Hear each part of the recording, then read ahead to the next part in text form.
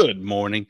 Week 7, possibly my favorite episode that we've had in a while. No offense to anybody else that's joined me, but I'm staring at two beautiful faces that I can't wait to chop it up a little bit with. So if you'll give us a brief pause, we will rejoin you very shortly.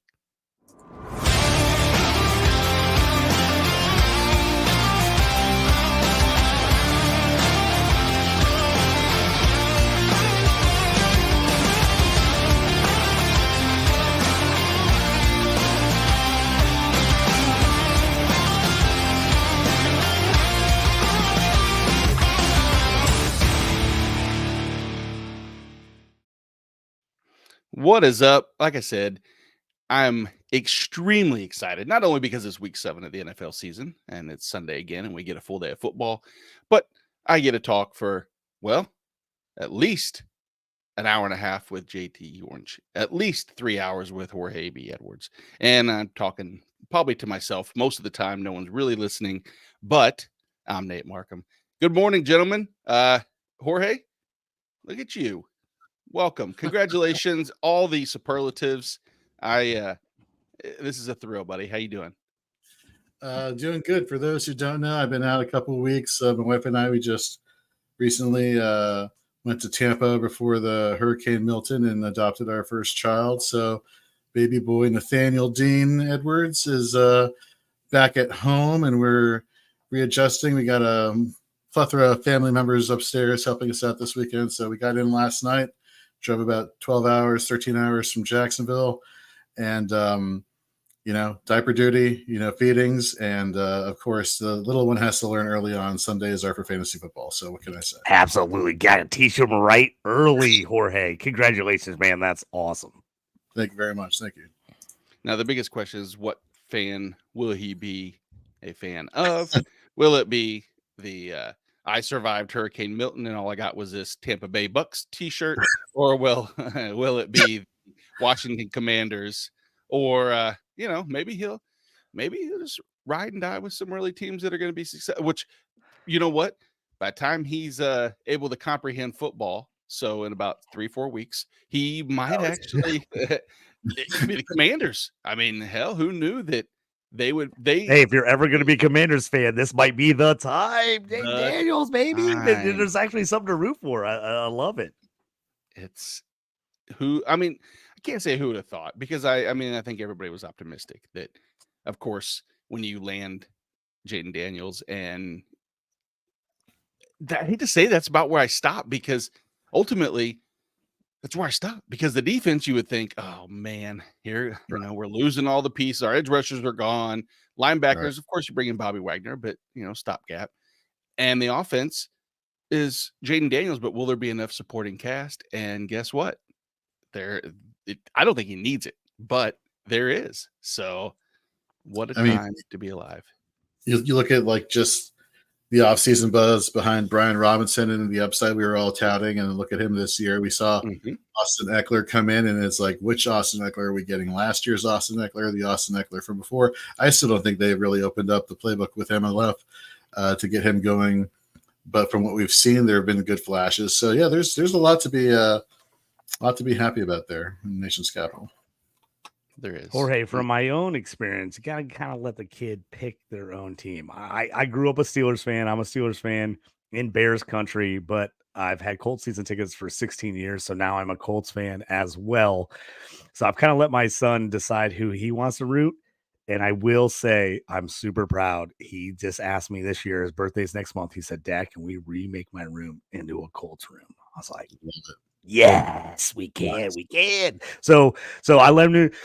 He's not like he roots against the Steelers, but he's a Lamar Jackson fan, which kind of hurts my soul. Even though I like Lamar, but he's a Ravens guy. I'm like, oh, killing me. But he chose the Colts. Colts are his team, and I'm like, I'm totally down with it because I have Colts tickets. He's gone to Colts games with me, so he picked the Colts over the Steelers, which I'm totally fine with. So you got to kind of let them pick their own team as they grew up, because they're gonna like players. I was one of those guys. I like certain teams, certain guys, just because I like certain players. As I was telling Nate, as I tell people all the time, they're like, how did you like the Colts? Well, my dad's best friend had Colts season tickets since they moved to Indy, and he moved to Florida and let me take the tickets. And I wasn't really a Colts fan, but I was like, I love the NFL. Of course, I want season tickets to anything because I'll go watch the games. But the only reason I rooted for the Colts was I was a huge Marvin Harrison and Marshall Faulk fan when they were at Syracuse and San Diego State. So I'd always kind of rooted for the Colts just because I rooted for those guys. And then over time, I became a Colts truther, as you know, when you go to every game for a decade more plus, you just start rooting for that team. So good luck with that. For you, I hope he picks the Commanders, but you could do worse than the Bucks. You could do worse than the Bucks. Well, I got him so his nickname is Natty D. Which is awesome, although by the way. I saw the jersey. I loved it. Yeah, so he's so tiny. It's might as well call him Natty Light. And shout out to Stacey for that nickname there. And so I went to the Bucks team store because where we were at was right by the stadium, and I got him personalized Natty D Bucks jersey. So a little taste of where he came from, but maybe, like you said, one day he'll get wise and choose the Commanders. And we got a full house. We got coming in today. We got Keith Fleming joining now. Good morning, Keith. One thing you can be certain of, he won't be a Falcons fan. At least you wouldn't expose him to that type of misery. I don't believe so. No offense.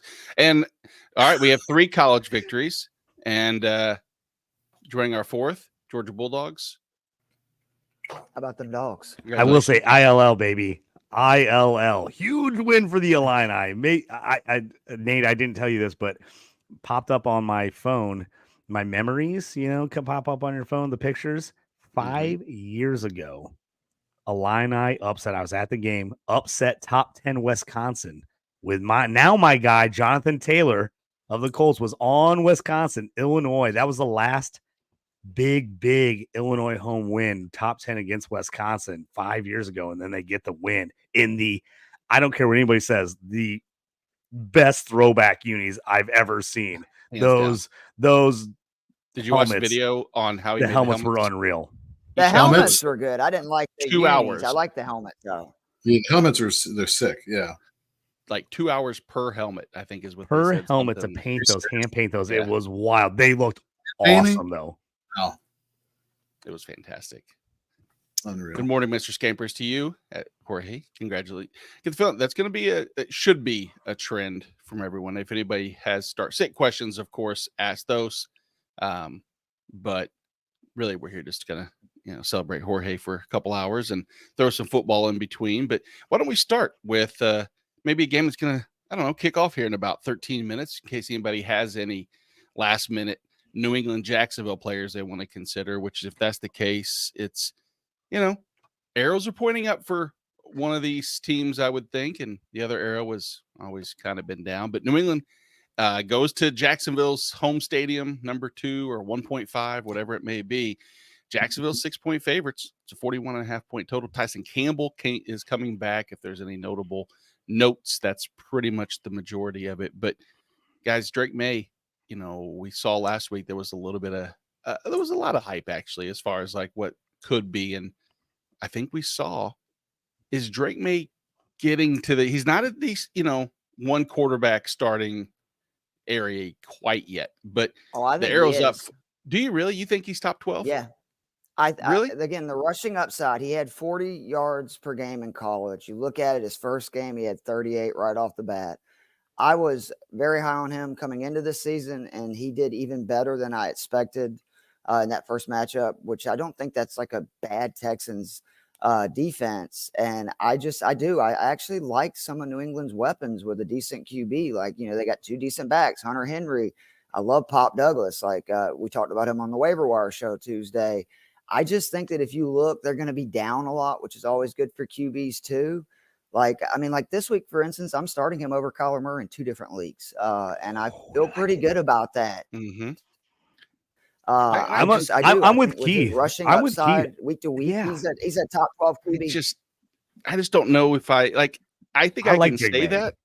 I think I can say it. I just don't know if I can each week pick 12 people that he would start over, or at least pick 4. And Kyler Murray is, a great example of one, but that you're going to have that you would have that decision. But I have Kyler at 15, and May at 16 this week. And so both are outside my top 12, but that doesn't mean anything because it's the situation week to week. I'm really thinking this week against Jacksonville is definitely as advantageous as you can ask for. Would you start him over Geno Smith? Well, my Falcons suck on defense and can't get pressure, so probably not over Geno. But How about over Brock I'm really Purdy? High on Geno this year. I'm just talking about this week, not this year. Yeah, this week. Yeah. Brock Purdy, I would. Okay, Sam Darnold. That's a little tougher. Yeah, I probably would actually. Baker? No, I can't start. No, Baker's been too good. Jorge, you're gonna say something? People, I think for this year, I know you just literally said this game, but I'm kind of switching it back to this year for a second.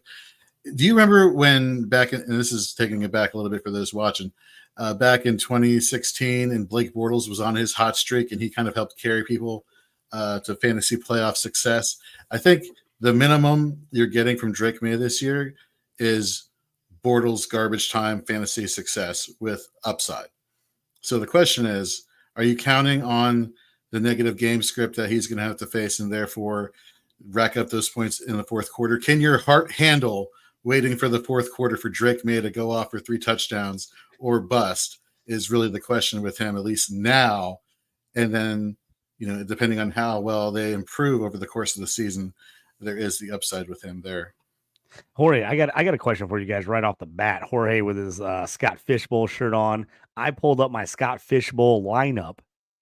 I've got Purdy, Trevor Lawrence, and Drake May. Super flex. Which two do you pick of those 3 guys? Who do you start? You said Purdy, Trevor Lawrence, and Drake May. And Drake May. Those are my 3 QBs in Scott Fishbowl this year. Yeah, I'm going to go Purdy and Drake May. I'm gonna risk the heart attack in the fourth quarter. I agree. Yeah. I'm putting him in. Thank you, sir, gentlemen. Rushing, congratulations! I'm putting Drake May in for rushing first downs, gain points in that format too, and that's where I could see Drake May very easily on third and intermediate scrambling and picking up the first down occasionally. But this is an interesting because this is one area that I thought ETN was going to play, but he's not. He's inactive today. So which one of these 3 running backs? First of all, great draft, Blake. Jesus, Marion Joseph. Would I like to have these 3 backs as my RB2? I lean. I mean, I think that Breece Hall now that with everything, it's hard to sit him. I think the best matchup of these 3 by far is Tony Pollard. I think the Titans are going to be a sneaky game versus Patriots today. That Titans defense is a lot better than people understand just because their offense has been so anemic. And Buffalo has really struggled with running backs, which obviously we know Spears is out. So Pollard's going to get even a bigger workload. And even before Spears was out, Pollard was seeing 15% target rate in the passing game, which I think it's like 8th or 9th among RBs. So, I mean, Pollard has the best matchup. It's just hard for me to sit a guy like Breece Hall week in and week out, especially seeing what you saw last week. I think the change in coaching, they're going to get back. To me, it looked like they got back to we're going to get the ball to our best guys and kind of figure it out. So if I had a flex position, I'd try to start Pollard, but I don't think I could sit Breece at RB2. I'm going to jump on this with Blake. I'm going to ask you guys because I've got a very similar question to go with Blake's. I've got Breece Hall, Najee Harris, and Tank in a league. It is a PPR, so it's not a non-PPR like Blake's team. But I got Breece Hall, Najee Harris, and Tank Bigsby. Which 2 of the 3 do you start in that league? Well, here, with some context, we'll see as far as an opinion on Tank Bigsby is that last week when they were trailing, it was Dearness Johnson. This week, again, should they lead? Will they lead? I don't know. I see a lot of people taking New England straight up without the points. And I think that if that's the case, do you believe that it's going to be Tank Bigsby in both scenarios, leading and or trailing with the majority? Or do you think Dearness Johnson will reprise the role that he had last week? Because if that's the case, same role. I would not start Bigsby in that situation myself, but that's just because if they feel comfortable enough last week putting the ball in Dearness Johnson's hands that many times, has me just a little concerned with his upside this week. Just remember, Joe Mixon had 130 yards on 14 touches versus this Patriots defense. So even with that situation, I like Bigsby more than Harris because I really do think Russell Wilson being QB, which I don't know if they officially announced it, but it looks like that's where we're going. I think Jalen Warren's going to be heavily involved in the passing game. Najee, I know he had a great game last week, but I actually went back and looked. He had 87 carries for 240 yards before that game. So it's been rough sledding. And that big deal, Pittsburgh is missing 3 starting offensive linemen for this game, which is another real issue. So I would definitely go with Bigsby. Over and the O-line's been bad. So it's not only are they missing 3 starters, they've been terrible. If you watch Steelers games, I actually like Najee. I think Najee is underrated, but he is fighting for every single yard he gets because he's getting hit immediately when he gets the ball. The O-line, I mean, Broderick Jones, I don't know if anybody's watched Broderick Jones. I was super high on him coming out. He has been awful. Yeah. I mean, it's he doesn't even want to block. He's just he's literally touching a guy and letting him run by him. It's so brutal. And they had 2 good draft picks where they addressed the O-line, and unfortunately for them, one's already done for the year. The other's going to miss at least this week, maybe more. And, I would assume if I'm Jacksonville, I would, try to really hammer Tank here because I think he can take over that backfield. Yeah, sure. I'm sorry, I'm going to cut off, but Scampers has a question that involves Christian Kirk, and that game kicks off in 1 minute, 2 minutes. So, guys, half point PPR needs 2 of these. Is Christian Kirk one of them, first and foremost? That would probably answer that at least a little bit. Or is Devin Singletary, Nick Chubb, Romeo Doubs, Marvin Harrison Jr., Juju Smith-Schuster? I'll go off, and we talked a little bit, or saw yesterday, at least I did. Marvin Harrison Jr. was out of the yellow jersey. He was back to the regular. So for me, I'm going with Marvin Harrison Jr. I'm comfortable with that. If you guys agree with that, who would be your second? Jorge, who would be your second out of Juju, Singletary, Christian Kirk, Romeo Doubs? Give me Juju. I'm the same. I'm Juju over Kirk. Yeah, the only other person I would say other than Juju to consider would be Nick Chubb. And I know that seems weird, but the Bengals are not a very good run defense or defense in general. And Nick Chubb is just a supernova. And I think the Browns are desperate for any good news that they can get. And I think if Nick Chubb, even if they're getting blown out and score, say, 2 touchdowns and his comeback performance, that would be something Cleveland could tout. Which they it's such a dumpster fire right now. But I do agree that Juju, PPR, it's hard to, not think he's going to at least have 5-6 catches. Yeah, the only thing that was worrying me was the injury designation earlier in the week, but he's overcome that. Christian Kirk does have, just in case, Scampers, if you happen to leave him in and my clock is off or whatever, and you started Kirk, there's a positive is that, this matchup is better than others, but I don't trust any of that. I don't trust any good matchup to Christian Kirk or so many pieces across the NFL that I think, this is the week because, New England's allowed the top 10 passer rating to the slot. Yeah, I hate to say that, each week it seems like I get stuck into this rut where I was like, this is the matchup where this person who's been shitty for 6 weeks finally gets out of it, and it doesn't work. And it could be a mess. As far as, do we have a minute real quick? We have 2 minutes. How about on the defensive side, guys? For IDP questions, if anybody, Josh Hines, Allen, Keon White, is there any name, I guess this, how about Kyle Duggar being back? Are you comfortable putting Kyle Duggar right back into your defensive back roster? Yeah, I will say right now, I had Duggar on my fades list this week on the Fantasy and Frames plays and fades IDP. I had Duggar on my fades. He has not been good. He's had one really good game, and he has been under 5 or 6 points every week. I'm out on Duggar for now. I really am. I will say, if you want to take a deep shot, Marty Mapu did lead the team in box snaps amongst safeties, neck and neck with Duggar. He left a little bit with an injury, but if he's back this week and you're not in on Duggar, maybe Mapu is a deep play here for New England. I love Marte Mapu. He's in all of our IDP leagues. I take that back. I had a drop in one that was not real deep, but yeah, Daniel Jeremiah was really big on Marte Mapu before the season even started, before his final year in college, and I jumped on that bandwagon as a result because he's a smart dude. And then I started watching him, and I am excited to see just his evolution into this. Good. Scamper says, thanks, you guys. I say thank you as well because I didn't have to answer a question that I'll get blamed for anything wrong. Ben Trumler for Jacksonville, also at linebacker, is somebody who's been climbing up there in performance the past couple weeks. Led last week in tackle. Oh, so he's killing me.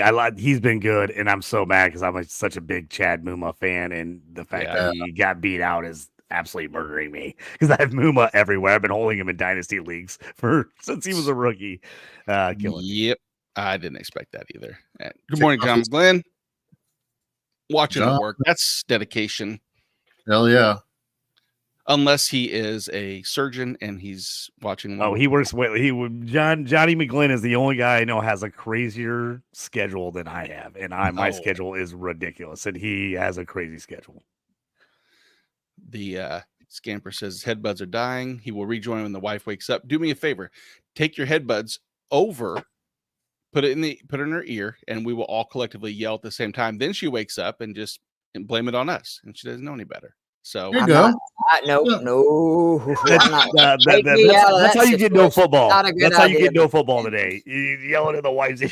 I didn't say I would do that. Yeah, no, I'm no idiot. Trust me to take the blame, so you know. Exactly. I want to stay married. She loves us. No, yes. Yeah, Keith. We all want to stay married. That's what I'm saying. Wonderful. It's not a good idea to give people advice like that if you want to stay married. No, we're doing it for him so that way he doesn't get in trouble. So we have nothing to lose in this situation. I'm pretty sure he's still going to take the blame. He's going to take the brunt of that one. He's going to still take the brunt of that one. No, that's not the way this works. Your wife is understanding and goes, "What a good joke, you guys." Oh wait, you know what? It's also not 9-10 o'clock there. It's like 6. Him and Charlene are the early. Seriously, this West Coast, we really love you guys and gals because well, I'll give him a little taste. What they came for, the Atlanta Falcons, 3-point home favorites, 51.5 point total. The game could, should, will, maybe, who knows, be exciting. It is 2 matchups where you have a little bit of Keith, you mentioned on Friday night that Atlanta doesn't really give up too many like the big plays, the kind of bend, or I guess that's bend but not break mentality. Seattle versus quarterback, 5th most generous. Atlanta, 20th actually. So that supports that. Against the running backs, Seattle, 8th most points allowed to the running back. Atlanta, 8th fewest allowed to the running back. And then 10th most to the receiver and 8th most to the wide receiver. Looking at those numbers, I would say this game should be explosive, a la the 51.5 point total. Where are the points specifically? I mean, that's what we have to figure out in this game. Is it going to be an attempt by either team to establish the run? Speaking of that, let's start there. Bijan and Tyler Algier both have, I think, arguably their best games of the season last year. Both had there. That probably won't apply this week necessarily. But Keith, how are you seeing that breakdown in snap share? Does that mean, realistically, depending upon your answer, is Tyler Algier flex at the best, or is he going to be on your bench? I mean, he's probably on your bench because you have better options. I don't hate him as a flex. I mean, we're seeing now that he's going to get about 40% of the snaps. He gets red zone touches, which is really important. So if the Falcons can get down there, but I don't see the Falcons leaning into the run game the way they did now. I just want to remind everyone the Falcons had not had a lead by more than, I believe it was 4 points all season until the Carolina game Sunday. So that had a big factor in them running it so much. Was they finally got the ball and they just kind of, controlled it from there. 2 weeks ago, there was a game in the Dome between 2 good offenses with 2, okay defenses in Tampa and Atlanta, and it was just a barn burner. And Atlanta ended up throwing it 58 times. I don't necessarily think they'll throw it that much, but I do believe that they're going to have to probably throw it to really at least get the offense going. And then on the Seattle side, it's like what I said. They give up. The Falcons, unfortunately, have a lot of statistics that are good and some that are bad. What concerns me is just Geno's so good versus zone, and we run one of the highest zone rates in the NFL. It's almost like 80% of the time. And the other issue is just how good he's been this year in a clean pocket. And we cannot get pressure. It's what happens when you take Bijan Robinson, despite, a generational defensive lineman dropping right in your lap, and Jalen Carter. So I think Geno's going to have time, and that's going to be the real issue for the Falcons. I think to prevent Seattle from just going ham is they need to at least slow down Kenneth Walker, which they've done a good job in the run game. But for people that have Kenneth Walker, just remember the Falcons are like one of the top 5 teams in receptions allowed to running backs, giving up almost 6 per game. So I do think this is going to be a shootout. I'd be kind of surprised if it's not like a 30-20 type deal. And I would to me, pretty much all these guys are playable, like JSN, Metcalf, obviously Walker, Bijan, London. I think Mooney's a really good player this week. The questionable ones for me would be like Kyle Pitts, Tyler Lockett, those guys, and Tyler Algier. I will say, Atlanta, per fantasy data, allowing the second fewest yards per carry average. There is talk about Walker potentially missing this game, in which case, based off of your, running back reception stat that you just threw out there, I actually like Charbonnet if Walker is out. Oh, for sure. Yep, absolutely. Yeah, I didn't. The last injury report that I saw didn't have Kenneth Walker on. Did something? He was downgraded to questionable yesterday with an illness. Oh, okay. Yeah, okay. He's sick. Yeah, so that I saw that too. So they said he's sick. So there's we'll see what that means. Yeah, what does that mean? Who knows? Gotcha. So I guess that's I don't know how they can. From what I saw from the analysis, it says it's reassuring in the sense that they did not call any running back from the practice squad, but you need to monitor it. But they said in the other game that he missed this season, 2 games, I guess they called up another back. So to me, that would make at least he's going to go, right? Like he may not, but to your point, that may just mean Charbonnet gets a higher snap share. And with his pass catching upside, I think he's definitely like a sneaky like flex play, depending on your roster this week. Yeah, I think it'd have to be one of those situations where you were in a desperation just because buy mode, type deal. Yeah, I got a quick question for you guys. Is DeAndre Hopkins playable with Mason Rudolph this week, or is he unless you're desperate in like a deep league, are you playing DeAndre Hopkins with Mason Rudolph? Give me some people that you're asking, who would you rather start? Oh, I said, these are deep leagues. I wouldn't start him over almost anybody personally. I wouldn't start him over Jalen Coker today. How about that? Is that good enough? Okay, so you answered my question. I knew, Keith, I need you to come through. So you're like, I'll start him over the deep depths of guys, and that's the only one I would start him over. And it sucks because I feel like Waddle and Hill are kind of in the same boat too. That it's I know they're these great wide receivers. I mean, obviously, like Tyreek Hill, I feel like you kind of have to start unless you're just loaded because. I mean, come on, how can you have that many good receivers if you drafted Tyreek Hill? But it stinks, man, that when the QB play is so bad. I went through this last year with Desmond Ridder and Taylor Heineke. It doesn't matter how good Drake London is. I was telling everybody he's a really good receiver. And then you see he gets an upgrade at QB, and all of a sudden, it's like 50, I got another one for you guys because Keith brought it up. So I've got a trade question for you guys. See what you guys think about this. One of my leagues, Dynasty IDP, full IDP league. I got offered a trade this week. My team was the number 1 team in the league last year, highest scoring team. I've absolutely fallen apart as everyone on my team's hurt. I've got CMC. I've got all these other guys. I got offered Pacheco, Puka Nacua, in a 2025 4th round pick. And again, we pick 7 rounds, and this is IDP. So this is about the time where IDP guys go in our rookie draft for Tyreek Hill and DeAndre Swift. And again, I am 0-6 at this point in this league. Oh, I would do that in 2.2 seconds. Yeah, to get Puka. I was trying to decide, do I push for a 3rd instead of the 4th, or do I just accept? Don't get greedy. I think you're getting like a stud wide receiver and a potential stud running back moving forward, plus a draft pick. Like, to me, I would be thrilled with that, because so you guys are all on the Puka train. You're not going to make the playoffs this year, is what you're saying, right? Like, you're not going to. I would have to absolutely turn it up like crazy to make the playoffs, because my team is like not. I mean, everybody on my team is hurt right now. It's brutal. To me, like because I mean, once Kupp's gone. In the Rams, I know obviously Stafford's probably going to be gone soon too, but just to be the number one receiver in a Sean McVay offense and the way he knows how to utilize, those kind of guys, like I think that's about as good of a young receiver as it'd be like having Rashee Rice, who I know both of them, ironically are injured, but just having a young guy with, Andy Reid or Sean McVay, and knowing that eventually it's going to be like their offense where they're the centerpiece of it. I would grab that. Especially, again, you're getting Pacheco too and a pick. Okay, I was leaning that direction, but I just wanted to see what you guys thought.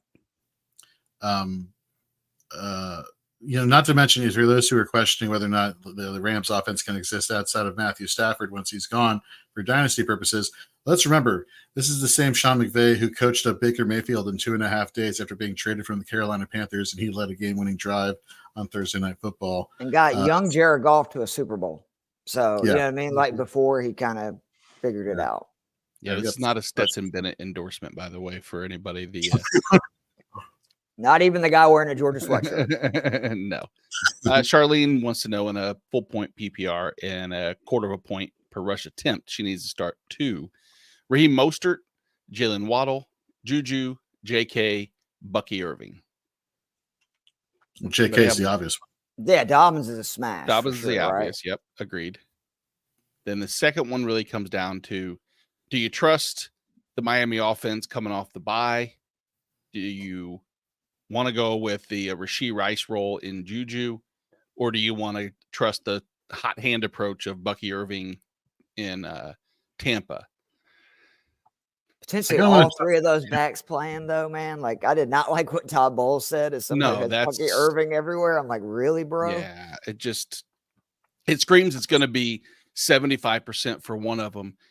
And then next week we're going to have the same thing, because he's going to, when you say hot hand approach, it's really easy for a coach to say, yeah, well, on that 3rd and short, Bucky really fought hard for that first down, and I liked what I saw, and that's a hot hand in his eyes. But a hot hand, when you alternate, snaps and everything else, it's a great answer for a coach to say, hey, I'm not giving you any information. We'll go hot hand. But what the hell is hot hand? What do you guys? I mean, who's number 2 is? I'll probably lean Juju, but I'm interested to hear you guys is on your number 2. I'm with you. I don't want anything to do with. I know it's a great matchup for Miami. I know they're coming off a bye, but until I see different, at least I know with Juju, like the Chiefs' offense. Yeah, the Rice injury happened on top of the Pacheco, and the Chargers game was a mess versus a really good defense. But then, I mean, they looked really good versus New Orleans, which I know that's not as good with what they've done the last couple of weeks. But I trust that Juju's got a floor, right? So unless it's a deal where you need like a home run play, which in that case I might be okay with, starting Waddle or Mostert, I would have a hard time not starting Dobbins and Juju. Yeah, I go Dobbins Juju for all the reasons that Keith just said. Yep. All right, got another one here. Evan. Evan, go ahead. Good morning, Evan. Half point PPR guys. Flex help. Tyrone Tracy, Josh Downs, Jalen Waddle. This for me is like this is the ideal. I mean, it's not ideal for Evan. It's ideal for us, because this is the type of questions that we can go through all these games and be like, yeah, I'm starting Kenneth Walker. I'm a little concerned, oh yeah, Darnell Mooney's in a great play. Motherfuckers, this is the type of shit that people want to know. They're like, man, I got Tyrone Tracy and Josh Downs and Jalen Waddle. What the hell do I do? Go for it. As a Colts fan, Josh Downs has been amazing. I don't care if it's Flacco or Anthony Richardson. Josh Downs, I think right now has been their number 1 wide receiver. I'm going Josh Downs. And I will say this, I have Josh Downs in like 70% of my leagues. I have Josh Downs in a ton of leagues. I'm playing Josh Downs everywhere. Very encouraging from the 0-6 manager in one league. Congratulations. Good luck. I'm kidding. I'm joking. It's funny thing is, I think that's the only league I don't have downs. I think that's the only league I don't have downs in that. So that's why my team is 0-6. I don't have Josh Downs. Philadelphia giving up 4.8 yards per carry. That's 8th most in the NFL. I like what I'm seeing out of Tyrone Tracy, despite Devin Singletary potentially coming back and stealing some reception upside. Give me Tracy in this one. I don't trust Downs just because Richardson is back, and I do not trust Anthony Richardson at all. Keith? I mean, I don't feel strongly about either, but I do think it's either Tracy or Downs. To me, it depends, like, what game script do you think? If you think Indy's going to get up early and beat Miami easily, I would probably play Tracy because I just think that means you get a lot of running and Indy's just trying to get the W. But if you think that game's going to be competitive, obviously Josh Downs, like the Colts need that, especially when Richardson's playing, because that's been the issue. Is it's just all boom or bust, and Downs is one of the best slot receivers in the NFL already last year. I think he was like 7th in receiving yards. It's a rookie from the slot position, and they need somebody that can just kind of pick up gains, and so they can do sustained drives, especially missing Jonathan Taylor again. Yeah, and says he's loaded wide receiver, which is a great problem to have. DK, Devontae, Evans, Devonta Smith. The first question that stands out, of course, is what role, and how quick will Devontae Adams be, love targeted by Aaron Rodgers. And outside, because I think so too. I really do. I just, I think there's obvious reason for pause the first weekend with him and even with Amari Cooper in Buffalo. Probably less with Devontae because Cooper. Definitely. Agreed for sure. But if Devontae is you're going to start, who of the other three? DK in that matchup against the Falcons in a high scoring game, better touchdown upside. What is Evans' status? Because that's what scares me. Because if Evans is questionable still, right, I'm going to start the 3 guys that I know are going to play before Monday night. And if you don't know, right, to me, then it becomes Devontae and Adams and Evans. Because, Devontae Adams plays Sunday night. Evans plays Monday. And then, with what you know about Evans, I just don't want to be in a situation where you wait on Evans and then he doesn't play and then you're screwed. So I would probably play the other 3. And like I said, then if you want to swap Evans in over Adams at the last minute Sunday night, because it looks like he's going to play, that's fine. But just don't get yourself in a position where you're waiting on somebody that may not play. Agreed here as well. I was going to say a little update. Drake May touchdown pass for the Patriots to Michael Hasty. 1 week late, right? This is why I love you guys. They're like, play Drake May. Nate, sorry, I was a week late, buddy, but it does still help me in my auction league. So there is no reason for anybody to have ever started. Oh, I'm sorry, he is Michael Hasty last week. I'm sorry, I am wrong. Mike Evans, it says will play. I want to check that because I had looked. So then, if we're gonna rank those, I'm sorry. I would rank for me. I would have probably Evans actually as 1. Baltimore's off. I don't see Baltimore's offense stopping at all by Tampa. So Baker's going to be just in pure fling mode, and that's obviously good for him.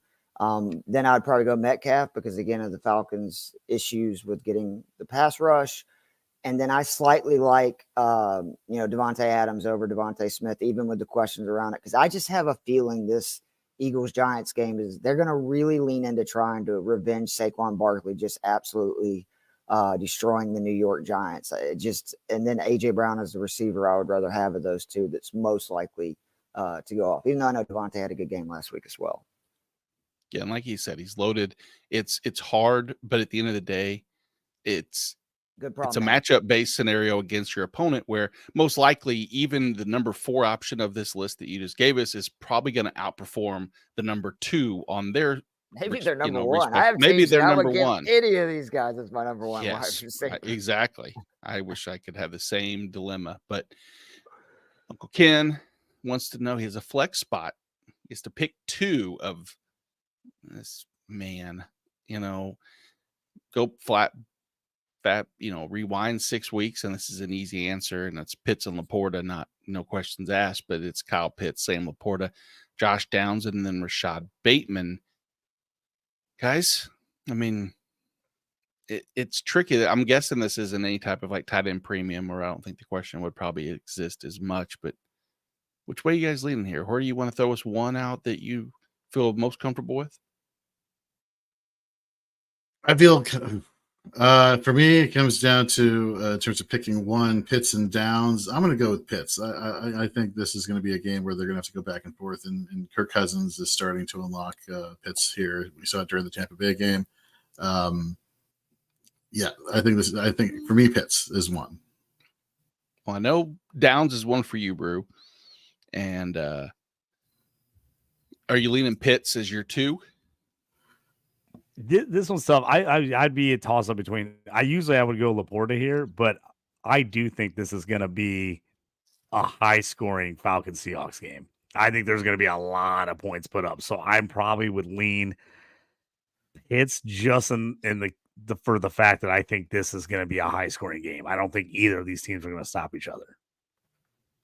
So I would go Downs and Pitts probably, and I can't even believe I'm taking Pitts over Laporta, but I think I would. I think I would too. If it's a traditional league, I would go Pitts, Laporta. If it's a PPR league, I would probably go Laporta, Downs. I just think that I don't think Detroit's going to be able to run on Minnesota, and it's literally what I'm most fascinated about this week's matchups. Kind of like when Minnesota played Houston, which is when the first time I was like, let's see how good this Minnesota defense really is. Because, when they played the Niners, I think both Samuel and Kittle ended up going out during that game. And I do think this Minnesota defense is legit. They're giving up the least rushing yards in the league, the least yards per attempt. And to me, for Detroit to be able to move the ball, they're going to have to throw, which is dangerous because Minnesota is going to be bringing serious pressure. To me, that makes Laporta and like St. Brown very interesting plays because obviously they're the guys that don't run quite as deep routes. And again, I just think that Miami Indy game in just a traditional league. I don't know how much offense is going to be in there. So if I'm not getting a point for every reception, I would probably lean to the two tight ends if you can do that. Gotcha. So going back to Seattle Atlanta game on the defensive side of the ball, fellas, the I don't want to say must starts because it obviously depending upon your league, but the ones that we're comfortable with, I think the way Boy Mafi's played this year, Jesse Bates, Jorge Keith has talked a lot about the lack of pass rush in this game, and is Matthew Judon still someone? He's your guy, but I know, but it's just not working right now for Atlanta, and I can't put it to. I can tell you why. He's only getting a 3.3% win rate as well as a 3.3% pressure rate last week. It's just not. It's just what you fear about. Late preseason acquisitions, getting up to speed on what's going on. I just feel like that's what you're running into with Judon. On the flip side, going back to Seattle, Julian Love is just somebody who just continues to step up. Cornerback specific leagues, Devin Witherspoon, Caden Ellis. He's the sure thing. Well, that was my question as well. Is Troy Anderson, Nate Landman type? Do you want to start another linebacker in Atlanta? And I don't know if I want to, but so I have a question: is Anderson back last week? Because this week, or is Landman came back last week, if memory serves me correctly? Landman came back and Anderson's out again. Yep, he's out again. So if Anderson is out, I'd be okay with Landman. I think you saw him with 78% defensive snap share last week with a 17.3% tackle rate. I think that's only going to go up this week just because he was coming off of injury. So I would feel comfortable with Landman, but for me, I'd follow the snap percentages, and I would go Caden Ellis here for Atlanta. Yeah, and the Falcons team needs Anderson, man. Like, I think he's really been a pleasant surprise for me. And I don't even blame Judon for his lack of pressure. I think it's just defenses. I mean, offensive lines know that if we can take this guy away, they don't really have anybody else who can get pressure on the quarterback consistently. And that's and we don't blitz. Like, they play a very conservative style where they'll let you complete passes, but they want to keep everything underneath, which is a smart plan when you have two of the best safeties in the league. So. Yeah, and then Tyrell Dodson is one for sure as far as linebackers with Seattle. The IDP question. We'll back that up real quick. Charlene has an IDP question since we'll stay on that train here. And she wants to know at defensive back, Damar Hamlin, who I will give him credit, has had a really good IDP season, really good football story, season as a whole. Yep. And then, Julian Blackman. Brill, let you start. I'm going Blackman here. I just, to me, he's got a chance to get a pick. The Colts have just everybody on the Colts defense is getting tackles, like everyone, because they're just like they're on the field all the time. I'm probably going Blackman here. They're both basically playing deep safety. So you're going, is it deep safety versus deep safety? For me, I'm gonna go Blackman. I'm gonna go the chance that I'm going against a bad QB and I can get a pick. And Blackman got a deep pick last week. I think he can get another one because they're going to have to try to get Waddle and Tyreek the ball at some point. I'm going to take Blackman here. That's my pick. Same here. Perfect. There you go, Charlene. Michael wants to know, good morning, first and foremost. PPR needs one to start out of Khalil Shakir, Jordan Addison, Nick Chubb. I liked Addison here, to be honest with you. Khalil Shakir, we don't know exactly how Amari Cooper is going to fit in. I'm not expecting Amari Cooper to make Khalil Shakir irrelevant his first game in Buffalo, but I like Addison more just because of the nature of the matchup here. Yeah, and that's the tricky part in that game. I'm playing Addison everywhere. I think they're going to be all over Justin Jefferson. I just think Minnesota is going to have to put the ball up here a little bit. So I like Addison. Well, Minnesota won't be able to run against Detroit. I think that's pretty much that's where I'm at. I'm like, they're going to have to throw the ball all over the place. I think Addison's going to get targets as well as Jefferson. I'm playing both those guys everywhere. Obviously, you're starting Justin Jefferson. There's no reason never to not start him, but I'm playing Jordan Addison wherever I have him. Super deep leagues, Naylor's a good play too. He's actually his target rate is significantly higher versus man than Jordan Addison's. And again, Lions run man, I think, at like one of the 2 or 3 highest rates in the NFL. Also, by the way, if you have Justin Jefferson, congratulations. He is going to go ham today. His target rate is almost 50% this year versus man, and he's averaging, I think it's like almost 5 points per target. And it's a Lions play what they normally do. Good luck, because I think Jefferson's going to have a huge game. The next question is from Ryan, who says, good morning. We say good morning back. Get a pick one to start in the flex, please. Christian Watson, Devon Achane, Jordan Mason, Chase Brown, or Aaron Jones. I worry about the injuries of Aaron Jones and Chase Brown. I worry about the injuries of Jordan Mason. Probably more than any of and Watson. And technically, I worry about. I see what the thing is here. Like, it's like, God Almighty. I know the answer. Too, right? It's been banged up too, hasn't he? Or was that just concussion? No, he had the concussion. He's supposedly gonna play. Good. I actually feel pretty good about Chase Brown this week. Love Chase Brown. I'm playing Chase Brown in a bunch of spots. So if for me, if I had these guys, I'm going Chase Brown. I like Achane against the Colts. The problem is, like, coming out of the concussion, are they going to play 3 separate guys? You know, how many carries is he actually going to get would be my worry.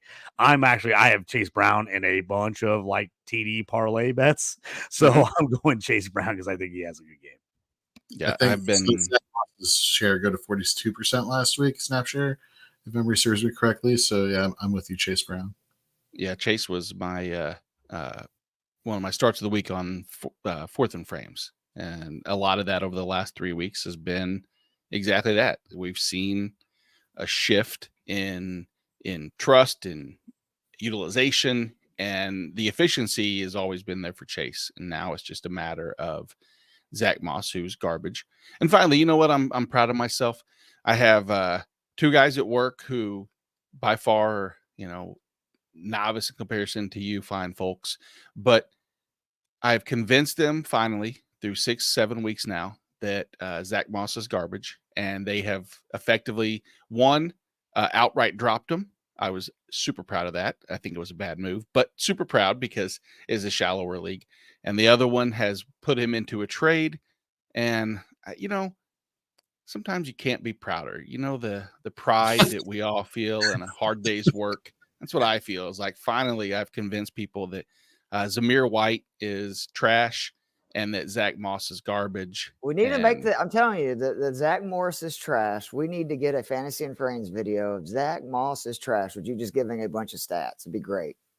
I don't need to say stats. I can show video of Zach Moss. And be that's fine too. I mean, that's what they did on the Zach Morris videos. It really was. It blew my mind as somebody who was a big Zach Morris fan growing up. That I'm like, man, he was really a jerk. Yeah, he's the worst person. I love Saved by the Bell, but you're right. You're like, you get that little cut up. You're like, man, he was kind of a dick. An asshole. I know. Should have got his ass whooped by Slater a lot more than that.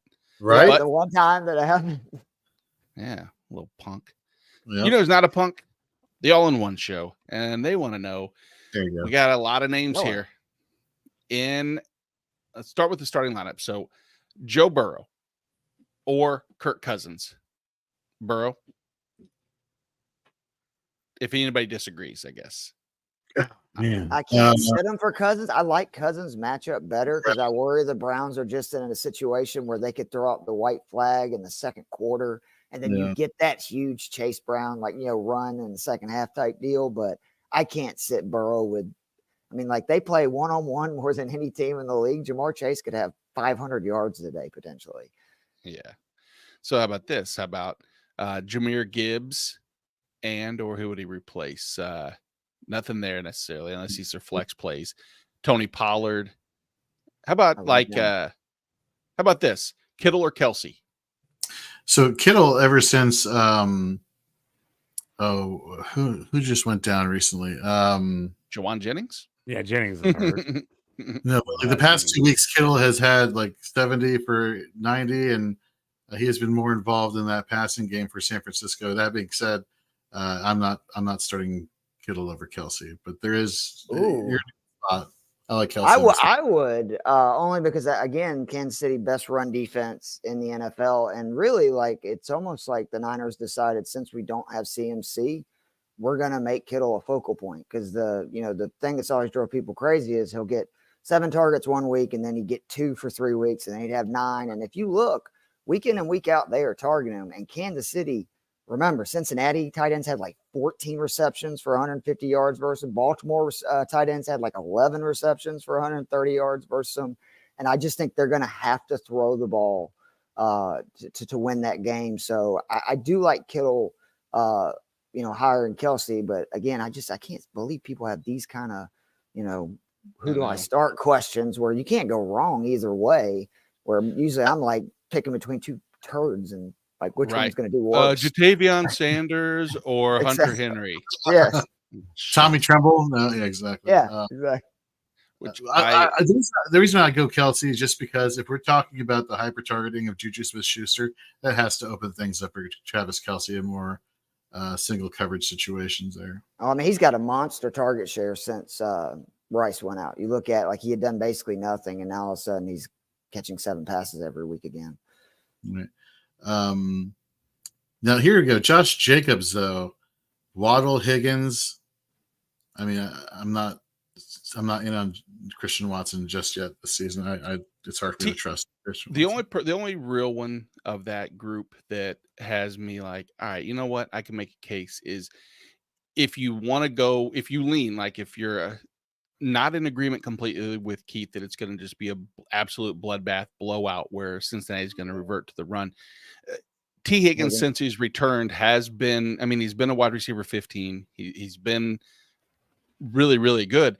But Zay Flowers is just, he's the number 1 target. So it's I think the floor of Zay Flowers. Would you play Higgins over Jacobs, though? Because it looks like the way he has it set up, Jacobs is the flex where he could then take any of those guys. And that's what I thought you were getting to is I would probably put Higgins in the flex. So the only thing that changes my mind is this, and I think that the IDP guys on this pod can maybe agree. Houston is without every linebacker that's ever played for that team. And right now, I just got a letter. I think I'm starting it at they're like, middle. We need you. I haven't got. You got to get here immediately. Get on a plane. And I don't think I can get there in time. So they're going to have to go without. What pass catcher do you think is that Kraft that helps the most, or because now you got me my DFS wheels spinning? Yes and no, because I think that they're going to. I don't know if that means if Jalen Petrie is going to be tasked with covering Kraft, because I don't think that's a great matchup per se. But I just think in general, I just think when you lose all three, Christian Harris from the beginning, Al-Shaair, and Toa, it would tell me if I'm Green Bay, I'm attacking the middle, and I'm going to hopefully open up the run and let Josh Jacobs see 20 to 25 carries. It wouldn't. That shock should me be both of the teams' game plan, right? Because the Packers, it's a tell us all this time that if you really want to be able to, control the game against them, you just run it down their throat because they seem to give it away. So you're saying though, over the middle, that's also like where Reed really. I like Jaden Reed. falls, I right? love Jaden Reed today. I mean, I'm do playing too. Jaden Reed everywhere. I've got a ton of prop Same bets here. on Jaden Reed. I think he has a monster game, and the Texans have given up touchdowns every week to wide receivers. All right, excuse me while I change like 5 of my DFS lineups. Yeah, I'm all over Jaden Reed today. I think Jaden Reed has a big game. Good stuff. Yeah. Good morning, Robert, Thomas, Jorge.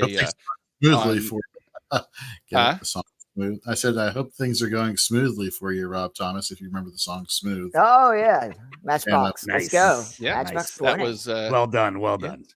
Thank you. Was from, and then he also knows unfortunate soul has to share his namesake with both Matchbox 20 and my St. Louis Blues center. We had Robert Thomas and Colton Parayko on the show Friday night, so it was rather star-studded, if you will. And then there was me. Oh, come on, Nate. No, I'm just better than you guys. I'm higher than stars. Oh, okay. I'm like the elite status.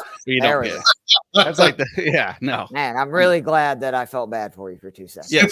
No, feel bad. Very humble. If either Downs or Deontay miss, and I don't think either are going to miss, would you lean Andrews or Waddle? Half point PPR, no tight end premium. I know Keith on Friday night, a lot of the DFS lineups and Jalen Coker, Tavian Sanders. Never mind. I'm going to have to redo everything they're saying now. Johnson expects to play. So I did. Yeah, I saw it last night. I love Deontay Johnson in the matchup. I wouldn't lean Andrews or Waddle myself, but maybe you guys. I know, JT, you on Downs. Are you leaning Downs over Deontay? That would. I would play Deontay over Downs. I just think that the Panthers are going to have to throw the ball a ton. I just think against the Commanders, they're going to have to pass the football. They could get blown out, but they're going to have to throw the ball. I'm thinking Deontay. I'm playing Deontay. Downs is my second guy. I obviously would take both those guys over Andrews and Waddle. Right now it's so hard to play the Dolphins. Any Dolphins player. I will give you guys an update. I did get greedy. I asked for a third instead of a fourth. Boom, trade just got done. Hey, got Pacheco, Nakua, and a 25 third for Tyreek Hill and DeAndre Swift. See, kids, greed is good sometimes, and it nothing worked out. more American than that. So for me, easy Tucker Kraft lean. Does anybody want Andrews over Tucker Kraft? No, Tucker Kraft for me. Gotcha. Real quick, round. Let's into the first quarter in Jacksonville / London / wherever. The Patriots lead 7-0. Drake May as 8 for 10 on the day so far with a touchdown to the aforementioned Jermichael Hasty. He also has chipped in 17 yards on the ground. Reminder, Stevenson has 3 carries for 15 yards. Not much offense in general outside of Drake May and Hunter Henry, who has 4 catches for 48. Pop Douglas has 2 targets, 2 catches. And then for the Jaguars, nothing, as you could expect. Tank Bigsby has the lone 2 carries for 4 yards. Evan Ingram has 2 targets to lead the team. But on defensive side of the ball, we mentioned the name Ventrell Miller, who through 1 quarter has 7 tackles, 6 of which are solo. Wow. Devin Lloyd has 5 tackles and a sack. And on the Patriots side, we haven't seen much defense because their offense has been on the field the entire time. But let's see, who is it? Oh, Anthony Jennings leads the way with 2 tackles, and that is your quarter 1 round up. I got a quick question for you guys before we jump into more of the questions from everybody else. I've got a million leagues like this. Would you go Trey Sermon, Jalen Warren, or Sean Tucker, and it's crazy, but I have this in like probably 6 leagues. I'm trying to decide because I have those guys in so many leagues because that my Colts and Steelers fandom, and anyone knows me and knows I love Sean Tucker. So I've got those guys in a million leagues. Out of those 3 running backs, who would you go? Sean Tucker, Jalen Warren, Trey Sermon. Jalen Warren. I think I lead Trey Sermon. I feel like if I had to, who's going to guarantee me, 8 to 10 touches, I think it's probably Sermon. Are they going to be the worst of the 8 to 10 touches by any of the 3? Yes. I was like, he's going to get 15 carries, but is it going to go for more than 30 yards? Is the question. Is there can a he case get of 1 yard touchdown? Can Trey Sermon get a 1 yard touchdown? Is basically where we're at. That's exactly or is where I'm Jalen at. Warren going to get 875 drop offs from Russell Wilson this week? Right. Oh, Jalen Warren. You know what? I apologize. I was thinking Jalen Wright the whole time with Miami. I was like, no, I'm on board with Jalen Warren, 100%. I'm sorry. I apologize for that. Yeah, for me, it's not even close. My bad on that. Sorry. We have a couple other questions here, but let's wrap up here with get one more game out of the way. Let's go Tennessee and Buffalo. The Mason Rudolph experience is bound to happen here. I'm interested to hear what that means for Tennessee's offense by you guys' opinion, but we're starting Josh Allen. I think Dalton Kincaid is still in a tight end experience, which unless you have Kittle and Kelsey to choose between, you're starting Dalton Kincaid. James Cook is back. What are we doing? So Ray Davis, say you have Ray Davis, it's a deep enough league. Is he a start sit like flex worthy option for you, Jorge? He is a stash worthy with James Cook back healthy. Now Davis is questionable with a calf injury, so I should note that too. Even more reason to stash with James Cook. Like I said, back healthy. They really feature him a lot. It was only, we go back to the Miami game where he just went off for 3 touchdowns. It was when he's in there, they emphasize James Cook more so than Ray Davis. Ray Davis had a great game last week, which is why I say he's stash worthy, because you never know, injuries can pop up back again. Mm-hmm. But for me, it's neither start or flex for Ray Davis. On the other side of the ball, we talked a little bit about Tony Pollard in the smash matchup, but one of the questions we talked a little bit about on Friday was the drive killer that is Will Levis, in terms of when Tony Pollard has a good sustained drive and then, Levis turns it over.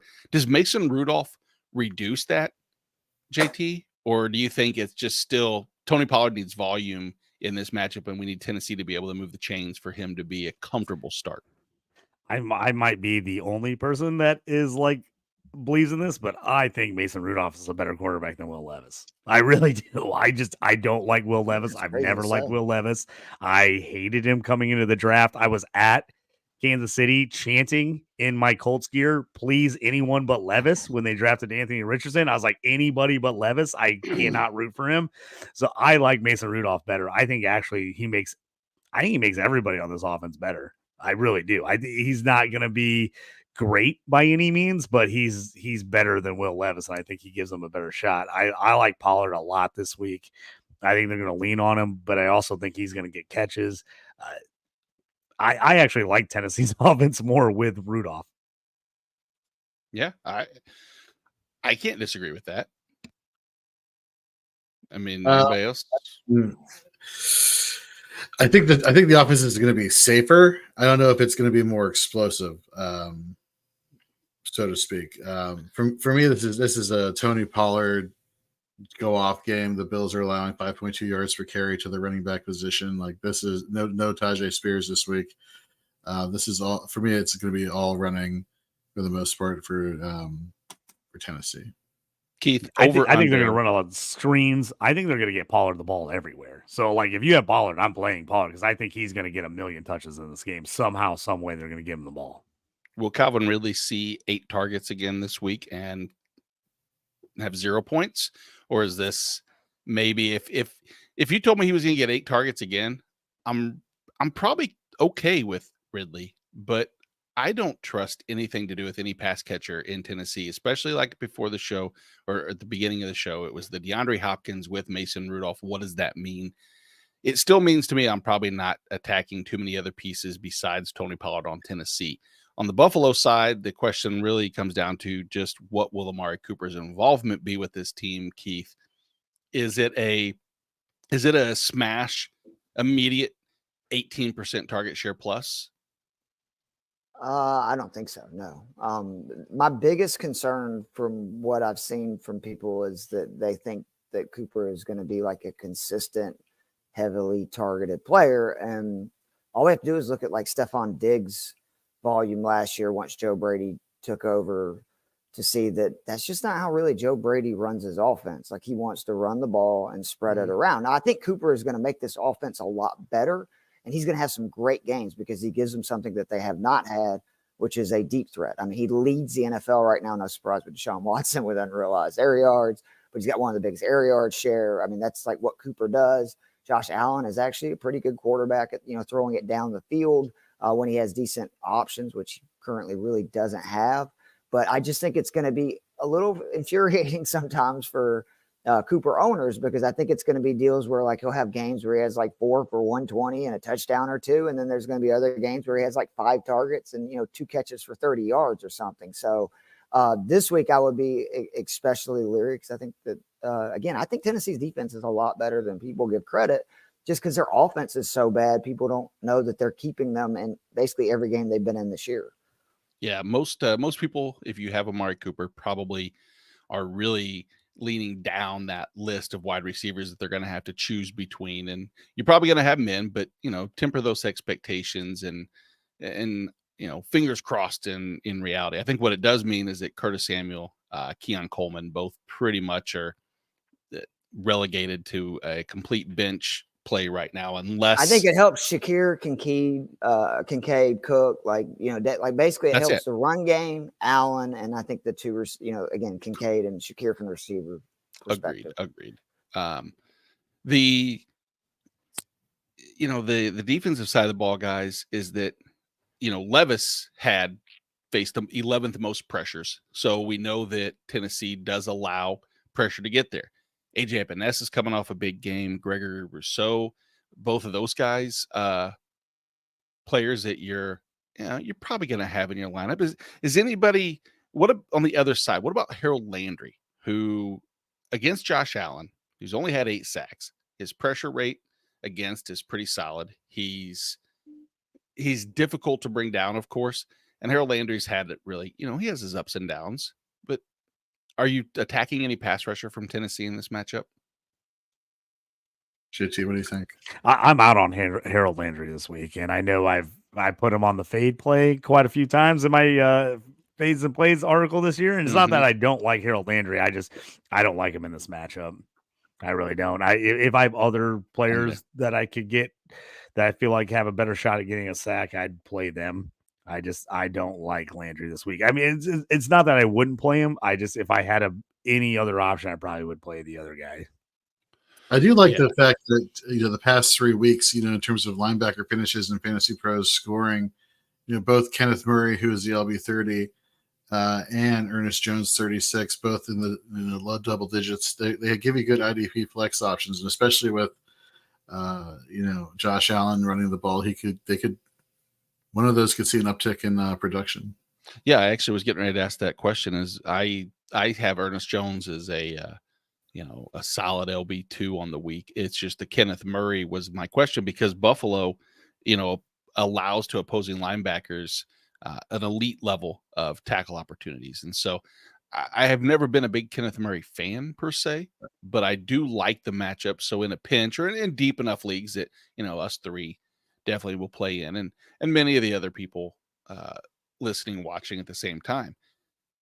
Couple questions do you want to jump at, Jorge, before we go on to the Cincinnati Cleveland game, or sure, steam right ahead? So I think for timing purposes, JT will be answering some questions that are started right now in the Fantasy and Frames YouTube chat. So head over to YouTube if you're watching and subscribe while you're there. We'd appreciate it. And JT will get to some of those questions. I guess the one question that we could answer right now, however, is a just defense related question. Which defense, Commanders, Colts, Bengals, Ravens, or Chiefs, Bengals. Versus the Browns. I 100% agree. I starting every defense against Cleveland until they prove that Watson doesn't average, what is that, almost like 5 sacks a game or something stupid like that. He's been hit. I think that's like an actual pretty close number. He's been sacked 31 times in 6 games. 5.15 sacks a games or whatever that is. Jeez. That's that's nasty. But non-question, great comment, great observation. I chuckled when I saw that they want to be referred to this as Sonic and Knuckles, which is fantastic. So Montgomery and Gibbs. Yep. That's just great. But let's go to a game that honestly I'm excited to watch for a couple different reasons. It's the Cincinnati Bengals traveling to Cleveland, where Cincinnati is a 5.5 point road favorite. It's a 41.5 point total, but Nick Chubb, I mean, I don't know what to say. I'm very happy that I was, I have him on a number of leagues that have been stashed away. I was very pessimistic about his return before week 13 in reality. I never expected week 7 to be that case, but here we are. What we're doing with them is tricky. Are you it's hard to say are you starting him, because I don't know everybody's situation, but what are you doing if you had him, JT? Are you cautiously putting him in your lineup? And if so, I'll let you answer. You may have a definitive yes or definitive no. Ask me that again. Sorry, I was reading the questions and answering. What did you ask me? Just Nick Chubb. Nick Chubb being back. Oh, I guess what's your expectation for Nick Chubb? Are you seeing him as a low end? I'm always I'm always one of those guys that's nervous about playing a guy the first game back from IR. Mm-hmm. I mean, I know they're healthy because they're playing him, obviously, but I'm always nervous playing that guy. Now, if he's going to have a good game, you'd think this would be the matchup. The Bengals defense is terrible. So you'd think if he's going to do something, this would be the game. I would usually not be playing him in this situation, but with Ford out and them needing anything to be a positive, and I think Nick Chubb is probably the one positive on this team. If I did it, this would be the week I would do it. I would play a guy off IR this week against a bad defense where the quarterback has been freaking awful, that we're going to just pound the rock with this guy. So I usually would say absolutely not. I'm not playing him. This is the one situation I probably would look at and go I'll take a shot that Nick Chubb has a monster game and the Browns lean on him. Jorge, there's a lot of strong plays in this game if you're wearing a Bengals jersey. Not so much for Cleveland. Maybe outside David Njoku and maybe Nick Chubb. I think is pretty much what we can break down in most scenarios.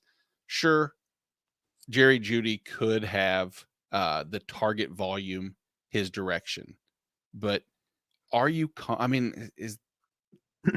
What's your temperature gauge on Jeudy, knowing that there's no more Amari Cooper? I mean, the targets have to be funneled somewhere besides David Njoku. That being the case, I am out on Browns wide receivers until Jameis Winston is named the starting quarterback, to be honest with you. That's my take. I'm ready. I'm waiting for it. I'm hoping it's going to be as soon as possible, because that, and then, I don't know. Rising tide raises all ships. Right, exactly. I will say this, and I'll tie it into something Keith is very good at.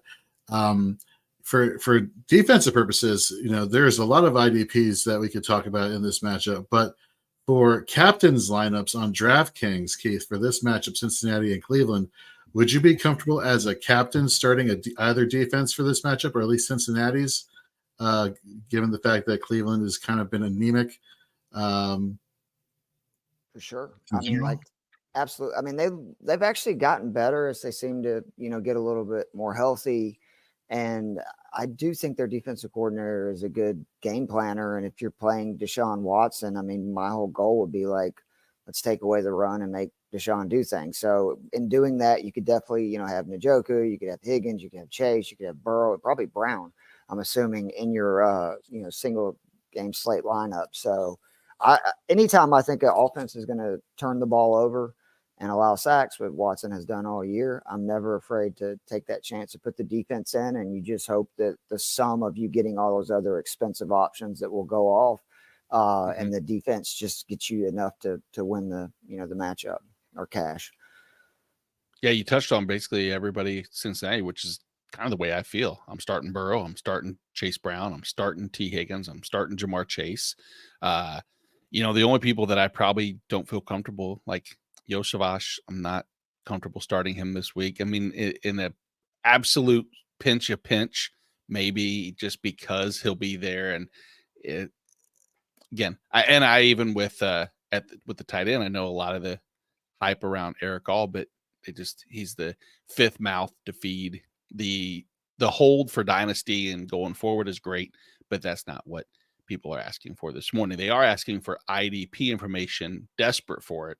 At least that is our expectation and hope and want. So outside of Trey Henderson, who I'm interested, do you guys have it pulled up, JT, Jorge, how high you are on Trey Hendrickson as far as your overall IDP ranking for him? Because I want to see who the leader in the clubhouse is with the ranking. So I have him at 6 currently as my defensive lineman 6 for the week. JT? I like Henry. I like him. The Browns have not blocked well. I just saw some video of just Watson getting sacked and sacked.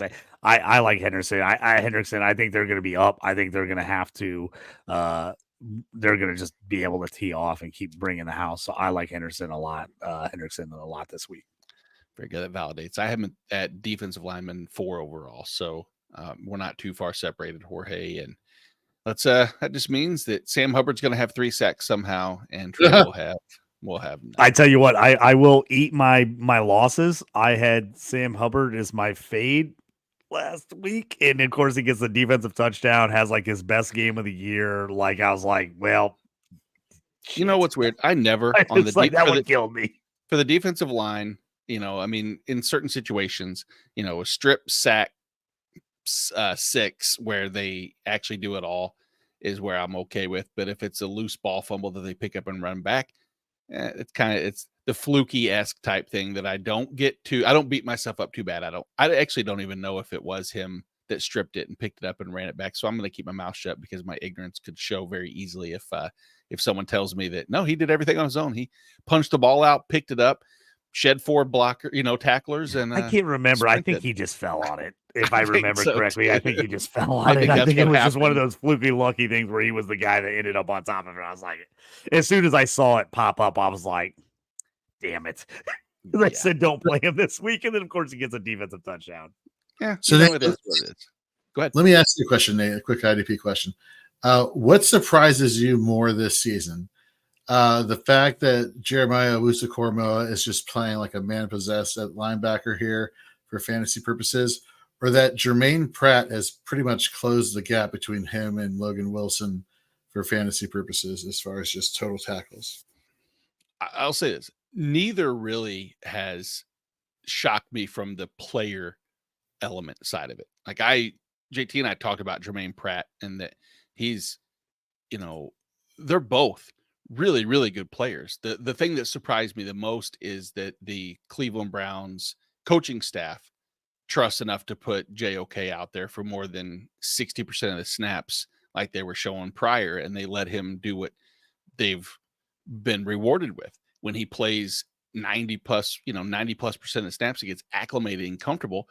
He's capable of doing what they kind of hoped for when they drafted him, is play all 3 downs, be viable in both the run and pass defense. So from a player element, neither surprises me.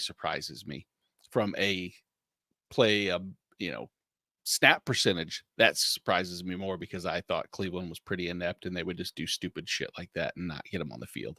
But love both of those two. Love Logan Wilson. Grant Delpit's back. Grant Delpit jumps right back into both of your lineups. Is that a fair statement? Yes. Okay. Just making sure. I figured somebody might question that first game back. I guess it's 1 week off, but regardless, let's go to Lambeau, Keith. Houston at Green Bay, who are 3-point favorites. Big game, 48-point total. CJ Stroud, Jordan Love, Stephon Diggs, Joe Mixon, Jaden Reed are all definitely, they're in our lineups. We talked a little bit about Josh Jacobs with the loss of the linebackers there. But my real question is kind of going to come down to, Tank Dell. And I love what we saw last week. And I wonder if that's going to be a sign of things to come, or if that was more of the one-off kind of Romeo Dobbs scenario where it's like, man, muddled in just like mad games, this huge breakout game sure seems like Dobbs was the squeaky wheel and Tank Dell was the finally he's healthy. Is Tank Dell someone that you're comfortable going forward until Nico Collins back, or even when Nico Collins returns? Yeah, I mean, I think that you probably, unless you're just loaded at wide receiver, have to play Dell right now. Like, I particularly don't love this matchup because I really think Houston's going to try to really focus on Joe Mixon running the ball. But my concern is you guys bringing up the great point about the Texans linebacking core, and that means if the Packers are able to score points and the Texans are forced to throw more, I mean, from what we saw last week, Dell is definitely being utilized in the Nico Collins role. Like, Stephon Diggs still did what Stephon Diggs did, and if you look, basically they just made Tank Dell run most of the routes that Nico Collins had been running all season, and that is a very good place to be with CJ Stroud. I also think Dalton Schultz is a really good play this week in the wasteland that is tight end, because Green Bay gives up a ton of catches to tight ends. You look the last 2 weeks, Parkinson and McBride, I think, had like 15 or 16 catches versus them. And I know Schultz has been this year, but 8 targets last week. That was his season high. 6 the week before. Most of those were coming in the second half, like after Collins was out of the game. And we remember last year that, he was basically the third, passing option in that offense. And I think that's kind of how it's going to be until Nico gets back. And this is just a really juicy matchup. But I mean, I think overall, like, do you guys think this is going to be a more high scoring game, or do you think it's going to be? Keith, I was going to ask you, because I do think this is going to be high scoring. This is one. I don't know if anybody else has this option, but I just kind of want to see what your thoughts were. Dalton Schultz, Pat Freiermuth, Cade Otton. How would you rank those 3 guys as far as plays this week from those 3 tight ends? I like Schultz, Otton, and then Freiermuth. And I know everybody's really high on Freiermuth, and I get it. Like, you should think with the offensive line issues and everything, that's great. But just historically, Russell Wilson does not throw to QBs. 49 QBs threw 100 passes last year. He was 47th in target rate to tight ends. And all of his 12-year career, he's had 2 tight ends finish top 20 in PPR with him as the QB. So until I see it from Freiermuth with Wilson, I have concerns about how much. And I actually think with his history, it's Najee Harris and Jaylen Warren who are going to end up seeing a lot of those dump off short, quick passes, because that's typically what Russell has done. He targets running backs at a very high rate. And then Cade Otton, I only have him below Schultz this week because of the matchup, because I love what I've seen from Cade Otton the last couple of weeks after, basically not being involved, I think, in their first 2 games. He's consistently now seeing targets. He's on the field all the time, which I love to see, running routes all the time, which you love to see. But I really do like Schultz's matchup this week. I mean, he would probably be a top 10 tight end play for me this week, and the rest of those guys would be outside of it. Cade Otton, 4 straight games as a top 24, very small bar, low bar for tight ends. The list of tight ends this season that have put up 3 straight games of top 24 finishes. And that George Kittle, Brock Bowers, Cole Kmet. Yeah. End list. Yuck. So not to say that's everything, but 4 straight top 24. I know, again, whoop-de-doo, but 2 of those were top 12. 2 of those were top 24.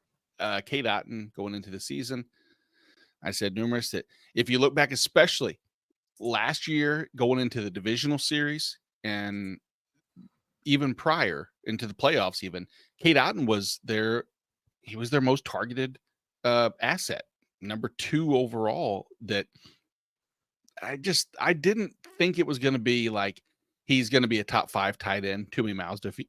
But I think the first 2 weeks were kind of a misnomer a little bit. We're seeing the same, not the same exact thing, but we're seeing that a little bit with Tyler Conklin too. We were, at least. I think the addition of Devontae Adams knocks that out of the park. But well, let's just going to K-Dot in Baltimore is the 6th easiest matchup against tight ends for fantasy. Heading into this week. So, if Evans has some lingering issue, and obviously the focal point has been and should continue to be Chris Godwin for this passing game, I would not be surprised if K-Dot gets rewards fantasy managers here and there. No, I'm a fan, so I'm on board with it. Which game were we talking about? We're talking about some defense here. Well, just to throw it out there, anybody who's a Brian Thomas Jr. fan like I am, I love Brian Thomas Jr. Got a touchdown catch and just caught a 60-yarder from T-Law. Wow. Go BTJ, baby. Go BTJ. Was that again? Did he have? I wonder if he had Gonzalez shadowing him today, because there was talks of that a little bit, and if that even more so, good for him, because that was a tough matchup, but they moved him around. I think we're talking a little bit about Houston and Green Bay. Thank you very much. Keith touched on the Dalton Schultz last week, 21% target shared. Green Bay is definitely generous to the tight end. I think that wraps up the offensive side, because Tucker Kraft, we're going to go with pretty much the only other question I would have, really, and maybe people will have it in the chat or going forward, is if the number 2, whoever that wide receiver is for Green Bay, if it's Romeo Doubs questions, Christian Watson, we've seen some already. They can be in play against Houston, but for right now, let's look at the IDP side of things, guys. What about Eric Murray? Talk about a defensive back, a lot of box snaps against Green Bay defense or offense that we talked about, the lack of linebackers. Could that mean Eric Murray could be in for another team leading type or very close tackle performance, JT? Sorry, I was reading the questions when you asked me, man. This is my bad. I apologize. No worries. I just from an IDP side, the Eric Murray, I think Murray's solid. He's not a guy that I'm like actively playing, even though he's getting some of those box snaps. That secondary for Houston is a little up in the air for me. I mean, obviously, Petrie, you're probably playing him if you have him. But he's the guy I would probably play in that secondary. I don't think Murray's a bad play. He's not someone I'm actively looking to play unless I'm just looking at my lineup and I got a bunch of guys injured and I'm like, oh, I got to fill in the spot. Then I play Murray, but he's just not a guy week to week that I'm like, oh, I feel real confident about getting him in the lineup. Gotcha. What are we doing with the linebackers there in Houston, Jorge? Well, Christian Harris should be the focal point at linebacker here. Do I trust Christian Harris enough to crack my starting roster? Probably not. Somebody on the other side of the ball for Green Bay I probably would trust more at the linebacker position, which is Edgerrin Cooper, who overtook snap percentages from Isaiah McDuffie. Therefore, we saw him last week have a tackle rate of our tackle efficiency of 15.8%. With the snaps going up, I like Cooper a lot more than I do any of the linebackers for Houston. I think, we saw with Danielle Hunter, as well as both him and Will Anderson feast last week. I like the Hunter matchup because of the familiarity going against Green Bay's offensive tackles here. So I'm definitely big on that. And of course, Xavier McKinney is for the best safety for the Green Bay Packers and for IDP purposes on both teams. Yeah, I love Javon Bullard. I always will. Awesome. It's good. If they do plan on running a ton with Mixon, Keith had touched on that earlier. I mean, in that scenario, I just Javon Bullard is a literal dog. Georgia side, Keith. There you go. Go Dogs. See how I do. I cater to my my fellow co-hosts. I do want to ask a question though, and maybe it's my naivete, but is Christian Harris back with Houston? I do not I know. didn't That's a think good he question. was. I did not think he was back. I thought I looked and I saw the starting lineup for Houston this week. I'll check it real quick. I think he's out still. I'm sorry. I'm gonna, He's eligible to return from IR. I thought he was back from IR. yeah, so I think I don't think he's playing this week. I think he maybe got pulled off the IR, but I don't think he's playing. Nice. As far as I saw, I thought it Neville- was Jake Hansen and Neville Hewitt were Yeah, scheduled to be the two starting linebackers. And I saw a couple people say gross. they would maybe, if you're struggling, put Hewitt in. If you were like fighting to find a linebacker, but I think it's both those guys. I have a ton of Azeez Al-Shaair. I love him. I love him. Yeah. So it hurts that he's out because this would be a phenomenal game to play him. You would think he would get crazy good stats. That's why, again, we talked about it slightly earlier, but I love Jaden Reed. I think Jaden Reed is going to cook across the middle in this game. I think they're going to figure out ways to get him the ball. But yeah, I think Harris is. I think they took him off the IR, if I'm correct. I could be wrong on that, but he is not playing this week. Good. I just wanted to make sure because I missed. It's a good catch. Good catch by you, Nate. No, but I like the fact that Jorge brought up that he was activated off the IR because that's somebody, especially that might have been dropped 100%. And if Al-Shaair and Toa have any lengthy injury list, Christian Harris jumps right up into a really, really good, profitable linebacker spot. Speaking of profits, well, nope, not those kind of profits. I'm not able to see the future. But Miami at Indianapolis, I don't know. Were profits like they couldn't see the future? What the hell? Pretty sure I just committed blasphemy of some sort. I apologize to everybody. I have no idea what I'm talking about half the time with some of these words I use. I was thinking of profitability, and is there potential profitability with this Miami offense coming off a bye against an Indianapolis Colts defense? We've learned JT has basically let his child choose which team they want by giving him season tickets to the Colts. Way to give him the choice there. Congratulations. Very, very didn't sway him at all. Didn't sway him at all. The least. Exactly. I surprisingly our kids, like McDonald's because we only, because they went there. I'm kidding. I don't even have the kids, but you get what I'm getting at either way. But the Colts, a Miami offense that, Keith, let's be honest, man, it's hard to watch. I want to be optimistic. I think all the optimism is that Tua comes back next week, potentially against the Arizona Cardinals, and then we get Tyreek and Jalen Waddle. Will this be an appetizer to that potentially with Indy? Is there any chance that we actually get a wide receiver 2 output out of Hill and or Waddle? I mean, it's possible, but I would not bet on it. Ironically, like the guy for like DFS that I'm using the most for Miami in lineups is Janu Smith, who last week he ran 19 routes and saw 8 targets. And we know how Huntley likes to, pepper tight ends, part because he can't throw the ball down the field. I will say I believe in McDaniel's talent, and you would hope with a bye, maybe he has some plays designed up for at least Tyreek to where he can get him the ball in space quickly, make Huntley not have to necessarily make a really difficult throw and Tyreek can do what he does. But I mean, I don't feel great about playing him. But again, I think you have to play Tyreek Hill. Waddle's the one that, like, I'm setting him in Scott Fishbowl. I'm setting him in the other league that I have. And it sucks because this is a good matchup otherwise. But again, quarterbacks matter.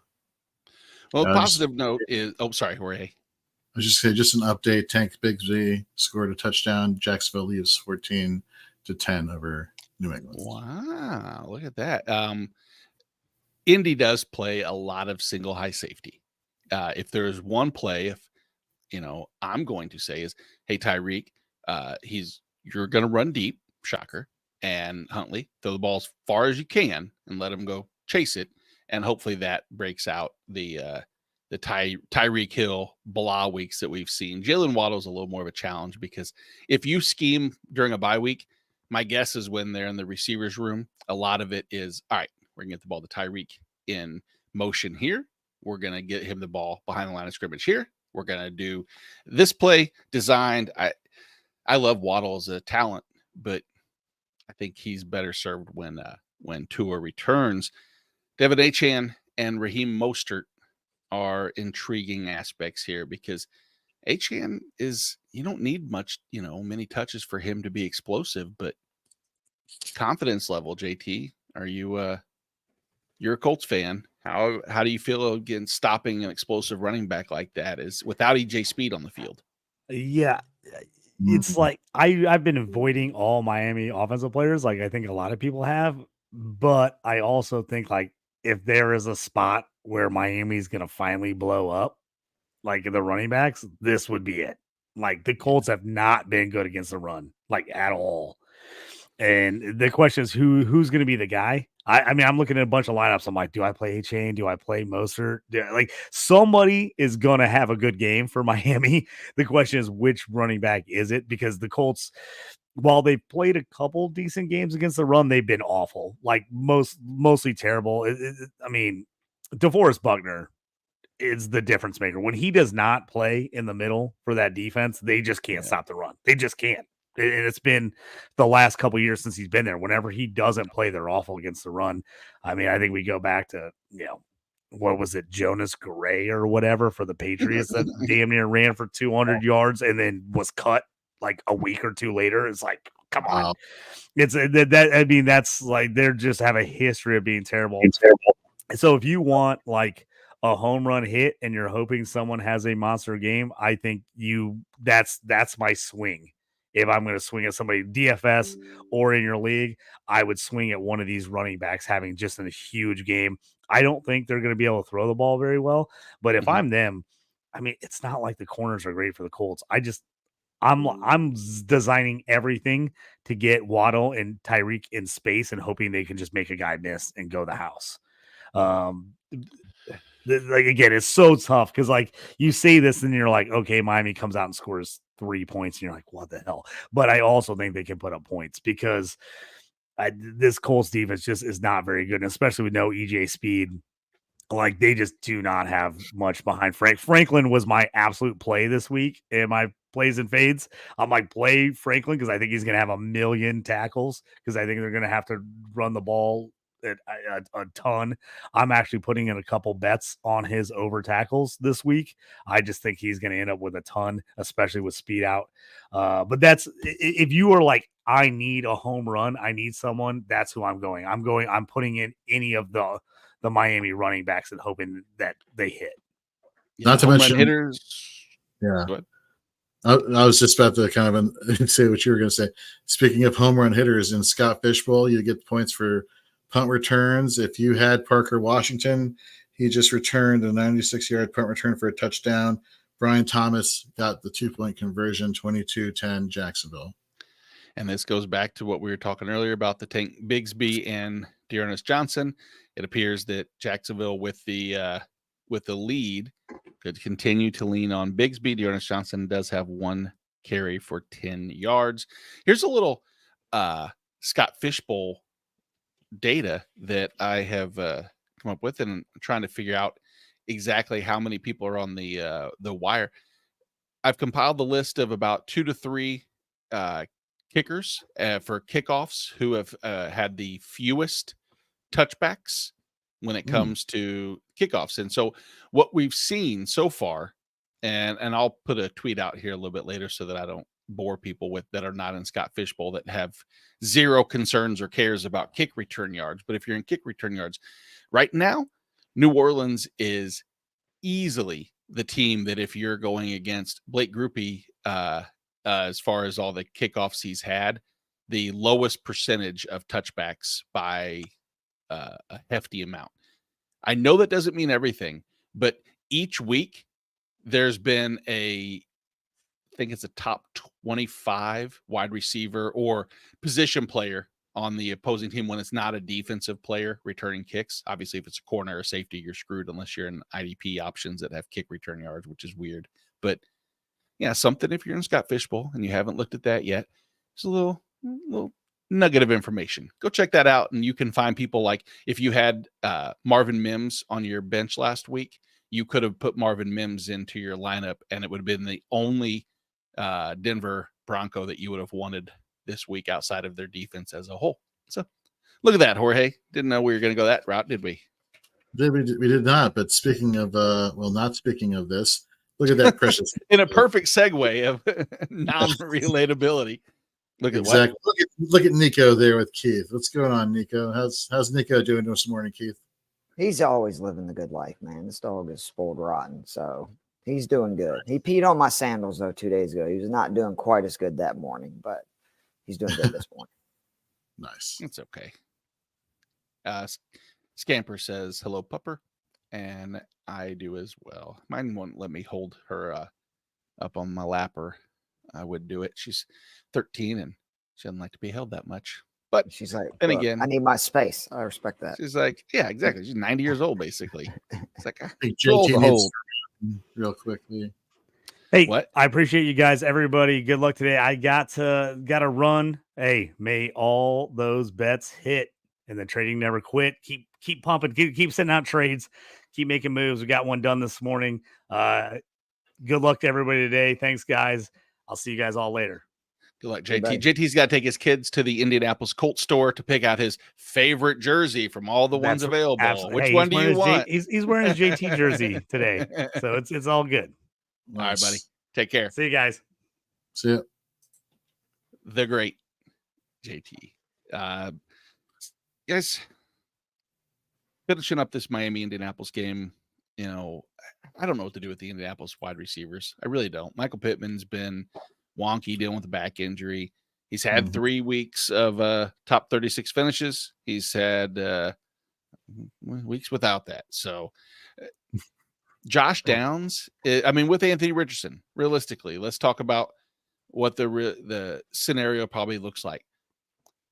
Michael Pierce, Jorge, what's your projection for statistics? You know, I mean, give or take.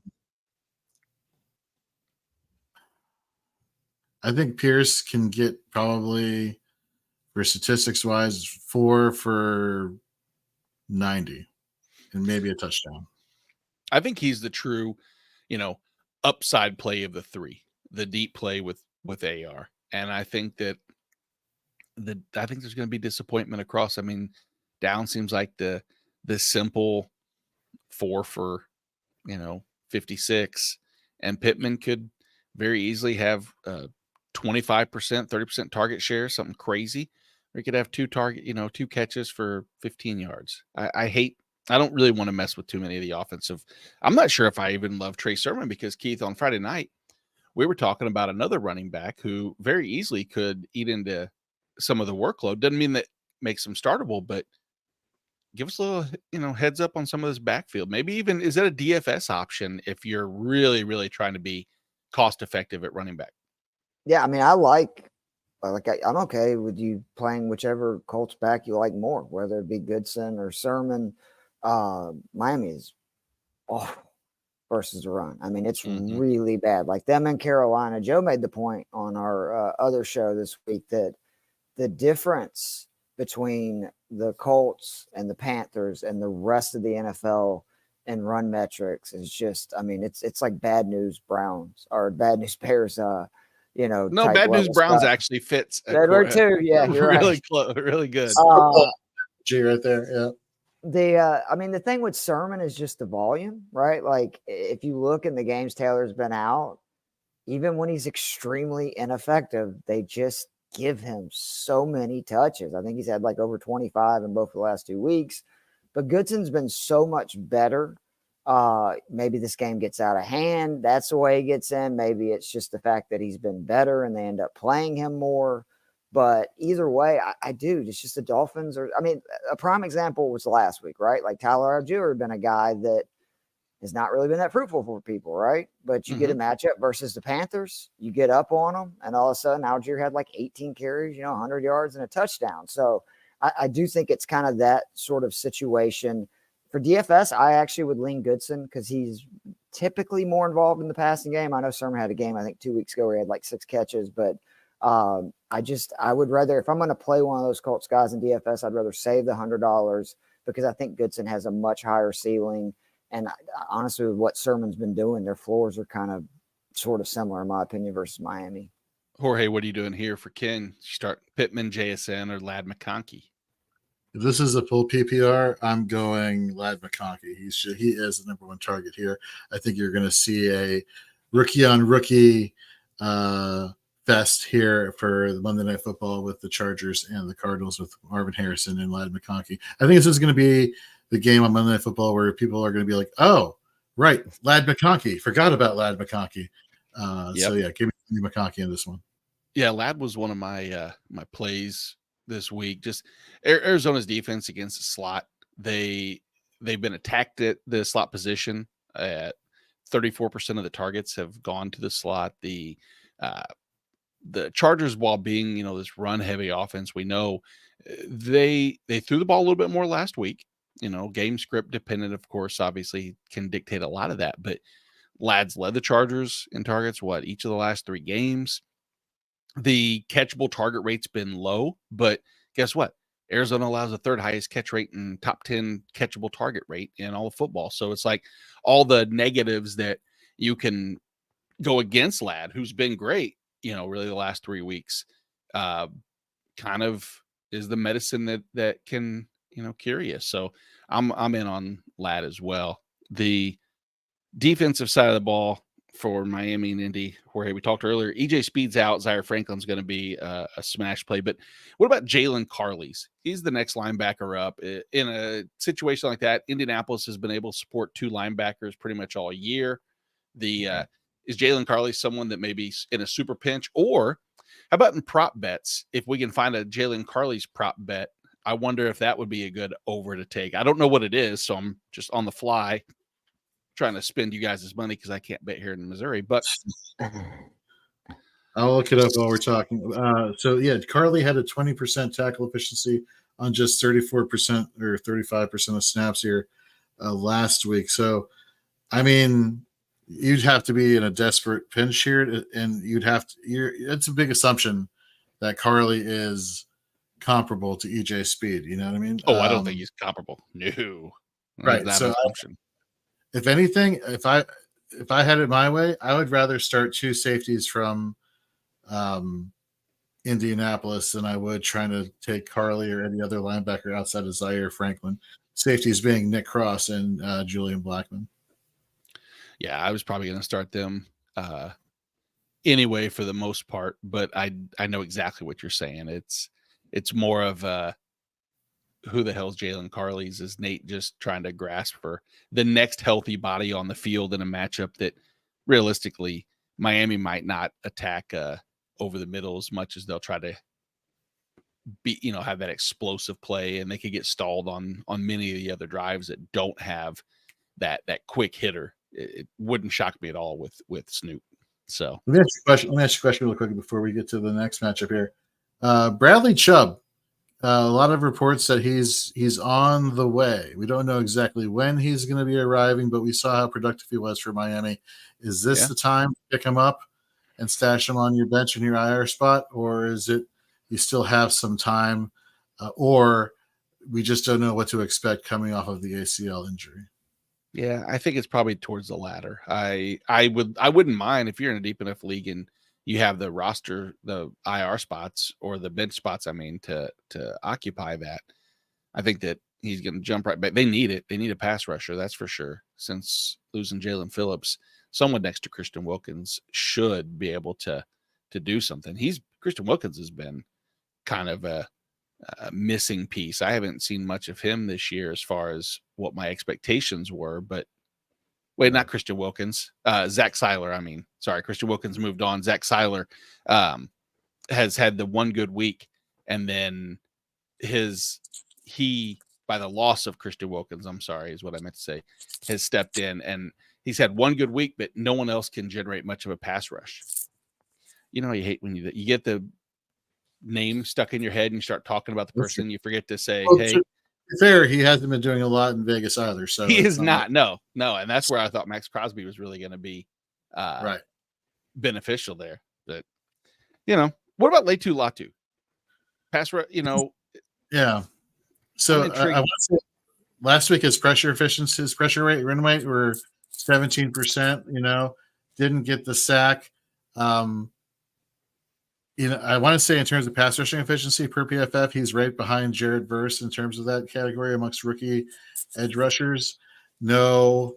So I like where he's at, but obviously in terms of efficiency, but that production needs to come along with that efficiency for me to be able to say, yes, start him consistently. Right. Detroit at the Vikings, Minnesota 1.5 point favorite. I think this could be the shocking point. 50.5 seems like, you look at both teams, the way the offensive can play, the upside, but man, against each other, it's kind of like I could see this being an under game. Keith, does 50.5 seem like a lot for you in this matchup as well? Or is it just me thinking these defenses are capable of slowing down the other offenses maybe incorrectly? I'm sorry, you said Detroit, Minnesota? Is that what one? Yeah, 50.5. Yeah, I am somebody that, and I could be completely wrong, but I see this game playing out where Minnesota kind of dominates. I really like Detroit again plays man all the time. Justin Jefferson just destroys man coverage. Sam Darnold has been much better versus man coverage. Neither team, I don't think, is going to be able to run on the other, which again, maybe Detroit is the one, running offense. It can actually do something versus this Minnesota defense, but I just don't like this matchup of them playing the Vikings, giving Brian Flores that extra week to where I do like some of the lines, obviously pass catchers, because I think they're going to be down and having to throw a lot. But I would think that I would definitely take the under in this game. I know a lot of people are saying there's going to be a ton of points. I do like some people, obviously, for fantasy DFS. I think that for sure Jefferson's a must start. I think Darnold, depending on your QB situations, a start. And then on the line side, you have to start the running backs. But I really actually like Jameson and Amon-Ra St. Brown because the Vikings blitz 41% of the time. And in that, St. Brown, 22% target share, and Jameson Williams, a 27% target share. So I think that those two guys are obviously going to be heavily involved. It's just, can Goff handle it, right? If they can't run the ball, can Goff be good enough for, the Lions to score the points? I think they're going to need to win this game. And I think the answer is no. I actually think Minnesota wins this 24-14, 24-17, something like that. Okay. So Minnesota covers the 1.5 point spread. The Detroit Lions, the running back situation there, Jorge, obviously Jahmyr Gibbs, David Montgomery, Sonic and Knuckles, as we learned earlier. Will Monty be eating a knuckle sandwich when he realizes the Vikings, who have only allowed one rushing touchdown? Let's be honest, the rushing they've allowed one rush of 20 yards or more all season for 22 yards. That's it. They're really good versus the run. Now, here's the big I called a loss because he's played, pretty well. And I was never the biggest fan, but they don't have Blake Cashman this week. Doesn't mean much to me necessarily because, to be fair, I actually like Ivan Pace a lot more as a linebacker, and I think that he's going to be more than serviceable, and I don't think we see a drop-off in that. But Gibbs and the checkdowns, Jorge, I'm leaning Gibbs over Montgomery if I have the choice. Are you in the same boat? Yeah, to Keith's point, the Vikings allow the least amount of rushing yards, only giving up one touchdown, rushing average 3.6 yards per carry. That being said, if Montgomery if you have Montgomery and you're starting him, and the the Lions get into a goal to go situation, I trust him to get that touchdown, despite the fact that the Vikings have been stingy in rushing touchdowns. But I agree with you. The reception upside is what's going to save Gibbs's upside for fantasy this week. I mean, you have to play both guys. Like you have to. It's just sure. It's just you have to temper your expectations. Yeah, exactly. It's just not going to be a great matchup. Yeah, Right. and don't get me wrong. And there's going to be someone out there who does have a choice where they have to choose between someone like, Kareem Hunt and David Montgomery. And I love Kareem Hunt. He's one of my favorite backs this week, but there's no way that I'm sitting David Montgomery, who, what has he scored, like 25,000 straight games now? I can't sit him for Kareem Hunt, who, again, great matchup, all that. But to me, you got to play your guys at the end of the day. Like, don't get too crazy, right? So let me ask you guys a question. Would you play David Montgomery or Najee Harris? Oh, for sure, Montgomery. Tony Pollard, I guess, never mind. Tony Pollard to the moon. Pollard would be one that I would definitely play over Montgomery just because of the volume and the matchup. Right. All right. So a couple people in the chat want to say hello to number one, our favorite New England Patriots fan, Preston Evans. Good morning. We hope the second half is more fruitful for Drake May and company. After a blistering start, it had stalled a little bit in New England. Obviously, that has a lot to do with Jacksonville. Great situation for Drake May starters, people that start Drake May like myself, because he's going to be in Chuck run mode the entire second half. Let's go. I do want to shout out both Preston and Keith, since we have them both here. Preston, head over to fantasyandframes.com. Check out his plays of the week, his flex plays of the week article he puts out every week, as well as check out Keith's DFS playbook, which you can also find on fantasyandframes.com, giving you cash and MME players that are low roster percentages, as well as great plays for the week. Just totally comprehensive information from both gentlemen over at fantasyandframes.com today. And it's an easy read. Literally just bullet notes. So, honestly, you could go through the entire thing. It's got an MME and a cash gameplay for every game of the main slate. I bet it'd take you 10 minutes to read it, but there's some good stats and stuff in there. Pictures or no pictures? There is pictures. Pictures. Yeah. That's what we're talking about. Love All right. Picture this decision. Jordan Love or Jalen Hurts? Jordan Love. Ooh. God, see, I don't have Hurts this year anywhere. What is he averaging? Like what's been his 4 games this year? Let me up at this. Jalen Hurts has had, let's see, 18. Week 1, 2. He's had 3 top 12 finishes. He's only had 1 finish outside the top 13, but he's only had 1 finish inside the top 5. Yeah, but you got to remember against your Falcons. He's had what? Well, I know, right? So again, Gino, Smith and Brown have only played 2 games together. I would personally have to go Hurts, because I have gotten to this thing now where if it's a choice between a quarterback with immense rushing upside and one without, I'm always going to take it, because it just means that they're probably, even if everything goes to hell, going to have a decent game. And to your point, I would have never believed Hurts has been at least a top 13 QB every game this week. Because what was it? The Saints game, he was awful in. And how many points did he score in that game? Because he was terrible in that game against the Saints. 21. Yeah. He was 21st. He scored 14.5 points. Yeah, to me, that's absolutely the worst game he'll ever play. That was without Brown and Smith. So I would lean Hurts. But again, I'm jealous of people that you have Jordan Love and Jalen Hurts. Good draft. No, you could have done that. I could have drafted Jordan Love and well, I know, but you could have. You could have done a lot of things. All right, here's a question, Jorge. I guess before that. Hey, Dave, we're going to this question now. Sorry, that's all you get. Good morning. He knows I'm kidding. It was his birthday last week, by the way. Did you know that? Happy birthday. Appreciate it, guys. 40. Big 4-0. Welcome to the 40 Club. Now he's 40 and a week. Yep. It's all going down here from him, Dave. Yeah. I can go ahead and tell you that from experience. So good luck. Exactly.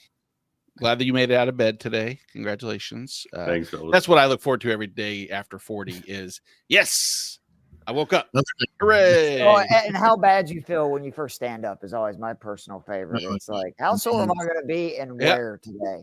I have a prop bet with myself of over under joints that are going to crack, and right now it's at about 13.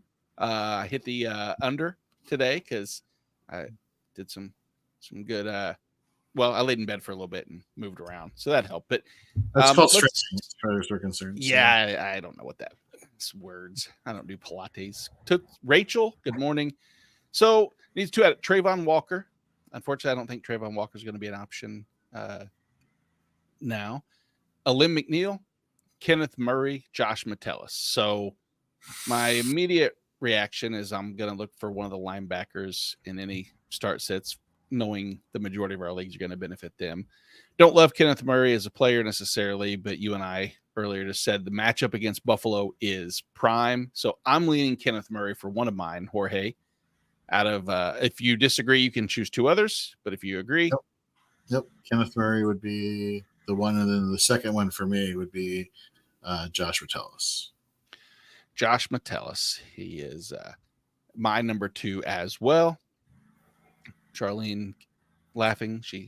My flawless segue. Thank you. I work hard on making sure the segues are smooth as can be.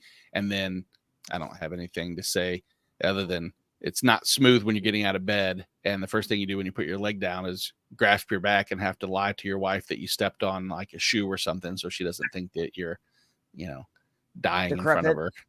Yeah. Decrepit. That's nice. Subtle. And let's be honest, she doesn't care if I'm hurt or not. She is never. She going just to asked you again, like, what's the life insurance policy? Okay, just remind me, what was the latest one? Right. Oh boy, Dave, how's it going, buddy? Doing all right, fellas. I could not find my USB cable cord for like 20 minutes, so it's sending me mad. Nothing more frustrating than that. Oh, dude. Like, I deal with that all the time, with whether it be my cell phone or like I got a speaker I take to play golf. Like, I don't know how I lose chargers all the time. It was here the other day. It's somewhere. It's all right. I'll find it the second we get off. If there's one thing in life that I wish I was, is the person who has like the twist ties where they can tie it to this thing individually, and they tell them, and they do it every time. Like, I tell myself, all right, Nate, this drawer, which is obviously overflowing with different cords and shit that don't fit any one of them somehow. I'm like, what is this tube? It's like, how is it? I don't even recognize it. Some kind of weird, probably some Australian cable that I don't even understand. It's got like a V on one side and a half moon on the other. Like exactly. Or something. Exactly. In your house for 30 years. It's like, oops. But that's, between passwords and cables, I don't know anything. Another thing I'm envious of, people that keep a list of all their passwords actually accurate and updated, so they know that it's no longer, I do that. Do you? I pretty much just have like 3 passwords. I've been locked out way too much. My uncle is in his 70s, and he has a notebook in his house with literally, like, you have to flip through with all of his different, like, passwords and stuff. But I'm going, I don't know if that's the best thing, having it right by your computer, but, whatever. I understand it. I signed up for some website, right? And it was, you got to change your password, symbol, key. And it said not enough characters. And I was like, what's the minimum characters? 16. Who the hell has a 16 character password? Nobody. Come on. You got to use like a movie phrase or like an expression that you won't forget. Like, you can't handle the truth. I won't tell you what's the password to, but then you got to add symbols and exclamation point. All sorts of business. Yeah, that's my passwords. I don't know how many exclamation points I have after my original password.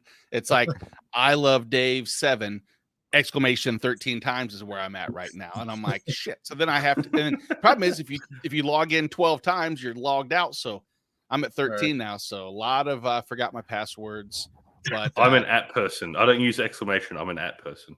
Here we are just revealing our password to the world, by the way. Which is crazy. Someone's here like, oh, this is good stuff. Yeah. Just got to find their mother's maiden name. If you lost your phone that way, right, that would mean that you would be so screwed because, it just saves all that stuff for you. And I'm always like terrified something happens to my phone.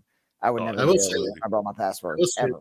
The iPhone, the iPhone password function has saved me so many times. No. Yeah, I don't trust that. I don't like it. Then again, I just would rather, screw around and not remember anything, like having a good segue to go to the Philadelphia Eagles and New York Giants, which if the Philadelphia Eagles remember anything is make sure Saquon absolutely destroys the Giants in a revenge game narrative, because that seems like the pathway of least resistance, if you will, because Keith, we talked about this Friday night, that Eagles offensive line is a little tricky, and the Giants pass rush is healthier than they were 4 days ago. Brian Burns, Dexter Lawrence. What do we had the Jalen Hurts question earlier, but I mean, we're starting Saquon, we're starting AJ Brown, we're starting Devonta Smith, we're starting Malik Neighbors back. What about Wan'Dale? And Jorge, I know you'll want to talk about Wan'Dale. He's definitely been your guy on the week so far, but is Wan'Dale the only other option in New York pass catcher wise that we're looking at? Or, I mean, Darius Slayton, I say that question mark wise, or, question mark 13 times wise. Look, Wan'Dale leads the team in targets. He, leads the team in receptions. Darius Slayton is your home run threat. I got nothing left to throw in here. Just huck it, chuck it, hope that he comes down with it. For me in PPR and even half PPR, it's Wan'Dale Robinson outside of Malik Neighbors here for the Giants. Dave, here's your hard-hitting question to start off, because what you come here for. Grant Calcaterra, tight end wasteland, without Dallas Goedert, had proven that, hey, 84% route participation, 16% target rate. If you're struggling, and I mean struggling, just how optimistic are you at tight end with someone like Calcaterra? Is that even a play, or is that just a DFS option? Let's not even go down that route. I mean, there's so much better options. I mean, I'd rather go Noah Fant, who's probably on your waiver wire, than Calcaterra. It's especially in that offense, it's run first. You got Jalen Hurts stealing goal line carries. Saquon Barkley is going to be running the show, but I don't know. I'm not touching it. Yeah, that's my introduction to the game, because honestly, from an offensive side of the standpoint, I think we've touched on everybody that is even question mark. Jorge, IDP side, Zach Bond, Nakobe Dean, Bobby You want to talk about Okereke. Tracy for a minute? Because I am curious about the Giants backfield. I mean, both of those guys, when they That's played, a good question. That's what I wanted I'm to curious discuss. to see. Yeah, I want to see what you guys thought. Like, what is Tracy? Obviously, again, coach speak. I hate it. Has earned opportunities or whatever the crap he said. Significant opportunities. Yeah. Oh no, I agree. But I'm just saying, it's basically giving you no kind of idea of, is it going to be like a 30-70%, 60-40? But I actually like playing Tracy more than Singletary this week. But I feel like that if you have that, unless you're just loaded at running back, you kind of have to play them, because they both catch so many passes. Like they both do a little bit of everything. And if it's even a 60-40 split either way, I think that there is value in them. Because this is another game that it wouldn't surprise me if Philly gets up. There could be a lot of points, because the Giants are forced to score a lot, and the offensive line issues too, which is a big deal with Thomas being done for the year. Yeah, I'm with you, Keith. I 100%. And I don't think just because Singletary is back, you see him kind of take that lead role. I think Tracy has kind of shown enough that he can handle that. But for PPR upside, I think you're right. Singletary could have some relevance there for fantasy. Yeah, I would trying to avoid that question, because I don't want to talk Tyrone Tracy into the universe with the heavy amounts of Devin Singletary, but it is something to note, is that offense does improve with Malik Neighbors, of course, on the field. That means, it rises the floor, elevates the floor of both Tracy and Singletary. My question really I would like to find out is what utilization in the red zone is going to look like. Yes. Because I think that's going to be the one area that's going to really differentiate between the two. And I hate to say I don't know, because I don't know. We haven't seen really both on the fields with with the earned trust like we see now, because Tracy, he earned that opportunity, significant opportunities or whatever, to be on the field. We'll see just usage. I'm sorry, that's not the answer everybody's probably looking for, but continue to monitor. I just want to for anybody that's got Giants players out there, I at the beginning of the week was thinking, Daniel Jones, Neighbors, like all these people in DFS lineups, and Joe Matz being not only very smart but also a Giants fan, he really did scare the crap out of me that the numbers for Daniel Jones the last 3 years since Andrew Thomas has been there, when he plays and when he doesn't, it's very concerning. Like his completion percentage plummets, his touchdowns, like all that stuff. So I do have concerns. I'm hoping that Malik Neighbors, right? Like all these guys being healthy at the same time, maybe Dayball's, I think, a pretty good play caller. It's not as big of a deal, but we've seen when Daniel Jones does not have time. So I'm just hopeful that they figure out a way, but just, be mindful of that because Thomas is out the rest of the year. And unfortunately, that may bang all those Giants skill players, ceilings the rest of the season. Yep. No, that's a excellent point. And we're not going to see Andrew Thomas back anytime. Nope. So Ken Sonnenberg wants to know, Jorge, Azeez Ojulari, is he worth a look with Kayvon Thibodeau out? I'm sure people that don't do IDP jump on and they're like, what the hell are these names? And how do they know how to say? Why are the defensive names always so difficult to pronounce too? It's something I've never understood. You don't see names like that on offense. Like, what's up with that? Maybe that's why they get there and they're like, listen, the announcers, when they say Tuli Tuipulotu for a catch, we can't have our guys doing that. So we're going to need you to play outside linebacker, and we won't talk about when you get the tackle. We'll just say tackle by number 74 and move on. So Kayvon Thibodeau. Well, let's be honest. If you're an Islander, for example, right, you probably got a long name. What kind of Islanders are playing offense? That's so true too. Every Islander is brought up to be a defensive player. Tell me one Islander who's like a star running back. The Rock, Roman Reigns, like all these guys they play. Troy Polamalu. Yeah. Offensive line is it. That's it. Yeah. all big defensive guys. Yeah. Kingsley Sumataya. To answer Ken's question, not some. I would definitely pick up Ojulari. He jumped to a 77% snap percentage last week, had 2 sacks. Jalen Hurts' mobility concerns me for this matchup, but I would definitely hold on to Ojulari at least for another week or two to see if last week was a fluke. If anybody on the Giants really excites me, you would think it'd be Bobby Okereke, but for me, it's Tyler Nubin. This guy has been playing lights out, the rookie here at safety, just tackle numbers galore the past 3 weeks, But again, like I said, Bobby Okereke for a linebacker floor play. But Tyler Nubin at defensive back, even at one of those leagues. Are you saying Newman or Nubin? Nubin.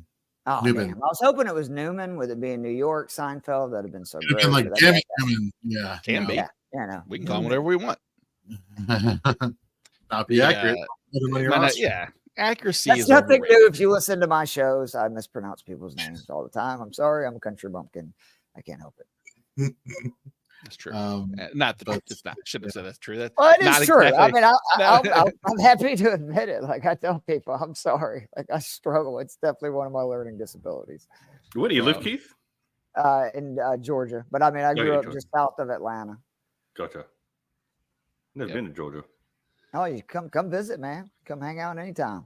Really The only nice. time I've been East Coast is like New York, what have you. Anyway. It is a Giants thing. From Osi Umenyiora to Matthias Kiwanuka, Prince Oh my Amukamara, God. That is such a good point. and Azeez Ojulari. It's a New York thing. Jabrikashaw Ferguson. I mean, come on. That could be a national spelling bee right there, just for those last names at the end. Guys, unfortunately, I do have to bounce, but always enjoy spending time with you. Nico says, see you later. And we'll talk soon. Good luck, everybody, with your matchups. You got it. Bye, Nico. Yes. Well, we go from Keith Fleming to an overcooked steak at Fleming's in the Las Vegas Raiders and Los Angeles Rams, unfortunately. Something you were looking forward to maybe Golden 5 weeks Steer is where you ago. want to go in Las Vegas. That's Yes. the best steak. Yeah, well, So they we won't give tried you to go. overcooked. Well, we tried to go when we were in Vegas like in September, and Stacey Perez. We had a bunch of fantasy members. Nate was there. I was there. Stacey Perez was there, and she tried to get us reservations to Golden Steer a month out, and it was still booked. Like you have to book this restaurant. You just have to. All you have to do is show up and put your name down, and it takes like an hour and a half. So you just go and like play on the tables for an hour and a half. So yeah, that's people think you've got to like book it in advance. You just put your name down on the wait list, and they're like, "Oh, we'll call you when it's ready." It does take an hour to 2 hours, give or take, but so you're not going to be waiting 20 minutes. But as long as you're okay to wait an hour or two, you'll get in. Got those Australian lobster tails. I watched too many videos on Golden Steer Steakhouse. It was great. It's absolutely fantastic. Definitely recommend. You been there? You went there? Yeah. It's fantastic. Yeah, really cool. Yeah. It's good. Next. By the way, my daughter brought me a coffee in before, but she also wanted me to show this. We were in Colorado recently, and I found this in a clearance bin. I don't know if you can see that. Oh, nice. I love that. In Denver. Take it. It's free. We go through a clearance bin. I'm like, what's that? There we go. That makes sense. It's in a clearance bin. So, yeah. Oh, I love it. Anyway. I love it. I don't love this game.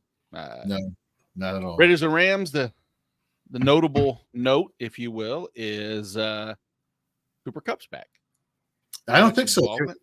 No, not back. I thought he was.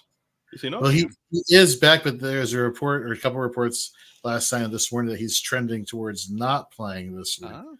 So we have to monitor that. That's the one downside about doing this show, Jorge, is my the most pivotal times of games, like the hours leading up to it. It's I miss a lot of things because going to bed last night, it really was like, the Broncos jerseys. Sorry, I just read that. So Charlene, I will not like to buy it from you. I may rock paper scissors it for you. That's as far as I'll go for that jersey. So. I think I've got a Cam Newton Patriots jersey, so I'll talk to you there. I have a Sam Darnold Rams jersey and Sam Darnold Rams. Was he on the Rams? Not Sam Darnold, Sam Bradford. Sorry. Oh, I was going to say, geez. Oh wow, yeah. I have a Donovan McNabb Commanders jersey, so yeah. Oh. And I had ages ago. I've lost a Tim Tebow Patriots jersey. Oh, that's solid. Yeah. Maybe. There. Sorry. Where were we at? Oh, yeah. Vegas and Raiders. I was wrong on Cooper Kupp maybe playing. Any other things I can be wrong on? Besides, I'm starting probably only two guys in this matchup confidently. That's Kyron Williams and Brock Bowers. Outside of that, pass catchers in Vegas, Dave. I mean, are you really tying your Week 7 performance to Trey Tucker or DJ Turner? No, if anything, I'm actually worried about Bauer right now because what Devontae Adams did, or even Jacoby Myers, who's not going to be playing, is opened up little holes in the middle for Bauer. Whereas defenses know who else are they going to double team. I think Bauer's just going to get matched up all day long. They're going to be playing Tampa 2 on him. I don't know. I mean, I'm a bit worried he's going to have a bit of a bust day, to be honest. He needs a good one to give him space. I don't think that's an irrational thing to think. I think that the talent will help. Luckily, it's tight end where it's just garbage. But I think you may be right. I think we'll see a target increase as far as like over what he's had so far, which is hard to imagine. But I think the value of those targets will decrease, if that's fair to say. Yeah. He's talented, obviously, like a top 3 tight end. You're playing him. It's a given. But I think the tempering of expectations again, like Bauer was playing like an elite wide receiver. Now you're expecting more of like an elite tight end, where obviously that point value, that range is a little bit decreased there, shifted downward. That's a good point. Alexander Madison, there's a good case that he's the he's the guy there this week against a Rams defense that has been porous at best. Madison's had a string, not a string because strings are connected. He's had a sprinkling of good games, 3 top 20 finishes, weeks 1, 3, and 6. He's had some bad. The thing is with him, I'll give him credit for one thing. despite not being my favorite back in the world, his worst performance on the whole season is the RB43. Now, that's not anything to like, get a ribbon for, but it's never really been bottomed out completely. And so this matchup here against the Rams, maybe there's a case that he like flex option this week. Is that, do I have enough question marks at the end of that or too many? 14 team. I would entertain it. Okay. No, I don't know. Where are you playing him? As the RB2, 3? I have him at RB25 on the week. As in like, is your second running back on your lineup, I only in a super pinch, maybe with injuries. I think probably more of like a flex if I don't have just a really, really solid wide receiver flex, but that's an opportunity scenario. Jorge? So let me, I'd start him this week. You look at the back-to-back weeks, 15 attempts, 14 attempts, giving you flex in PPR, flex flat value. I want to say, RB3 flex value. I have a question. Would you rather play Madison, knowing that he would be your flex option, or Zach Charbonnet, who would be a flex option with Kenneth Walker starting in this matchup, knowing that we know that Atlanta is bad against pass-catching running backs? I think the ceiling with Charbonnet is higher as a talent, and I think as a team, the Seahawks have a better chance of being in the lead and them giving the ball to Charbonnet more. The Raiders are more likely than not going to be losing. I don't know if those carries or catches he's going to get are going to be any worth, So I would prefer the Charbonnet side of things. Yeah. Running backs need a good offense. That's what people, look at Ramondre Stevenson the first 2 weeks, right? He was playing great because, the first 3 weeks, he's playing great because, Patriots won the first week. Second week, it was neck and neck. They only just lost in overtime. Same thing with third week, right? Since the Patriots returned to being Patriots form, they're not running the ball. They're putting Antonio Gibson in and or what have you. I mean, I haven't checked the score, but I'm guessing the Patriots are losing right now. So bad offenses breed bad running back fantasy production. Yeah, I don't disagree with anything you just said there. I still lean towards the more likely guaranteed touches. And I think there's a case that, Kenneth Walker just monopolizes the touches as a whole. And Madison, despite the team dynamic, is bad. As their starter, he's averaging 18 touches, 60 total yards, which is not great. But I'll still chase touches, albeit they might not be as explosive as Charbonnet's touches, then just a little bit. But that sounds like a very what's the right way? Exact scenario for you, Jorge? Would that be something that maybe you might be struggling with? I'm just throwing out options that somebody may have to, have to deal with. So that's you're being helpful. That's what you're saying. That's what I'm trying to say. Yes, that is exactly what I'm trying to say. I don't like it. I want you to be very vague and non-direct. I don't want anybody to get anything of value out of this. So let's say this though, let's say Cooper Kupp is not out, what is that? Rank him in order. Tutu, Whittington, who really takes the biggest jump and bumps for you? Out, probably. I think Whittington and Tutu are kind of one. They are mirrors of themselves. I think the person who takes the biggest jump from where their floor would have been is Colby Parkinson. I think you see a bump in targets in his direction if Cooper Kupp is out. Gotcha. Okay. I don't disagree with that. I think that there's a better path to the tight end being more involved. But I don't outside of here's a real scenario. Let's say that Kupp is out. How many wide receivers on both sides of the ball, Dave, see 5+ targets? Because last week, 0 Las Vegas wide receivers had more than 5 targets. And the Rams could very easily spread it around where, it may be just a game to avoid as a whole outside of Kyron, Bowers, and maybe Madison, right? What are you doing with Corum? I'm assuming that if the Rams get up big, they'll let Corum see some work. I'm a hold for right now. I like the trend that the direction's going. I think that by 2 to 3 weeks from now, there's a good case to be made that, Corum is involved in that offense a little bit more. But I still think this is Kyron's team. I still think it's his backfield. But if this is me going on a limb here a little bit, I wouldn't mind trying to trade away Kyron Williams with that thought being had if there was a really, really good return. But that's just me. He's the only one I would say I would be confident would be a true 3-down back. I lie. Bucky Irving is probably the other one. Who's the backups that would be a true 3-down running back if their starter went? Yeah, I mean, David Montgomery if Jahmyr Gibbs, but that's not even a starter. That's just you know what I mean? But you're not asking that question. You're asking more of a, hey, who's not splitting carries? Yeah. Huh? If J.K. Dobbins went down, would Kamani Vidal be immediately starting locked in running back there? I don't think so. I don't know.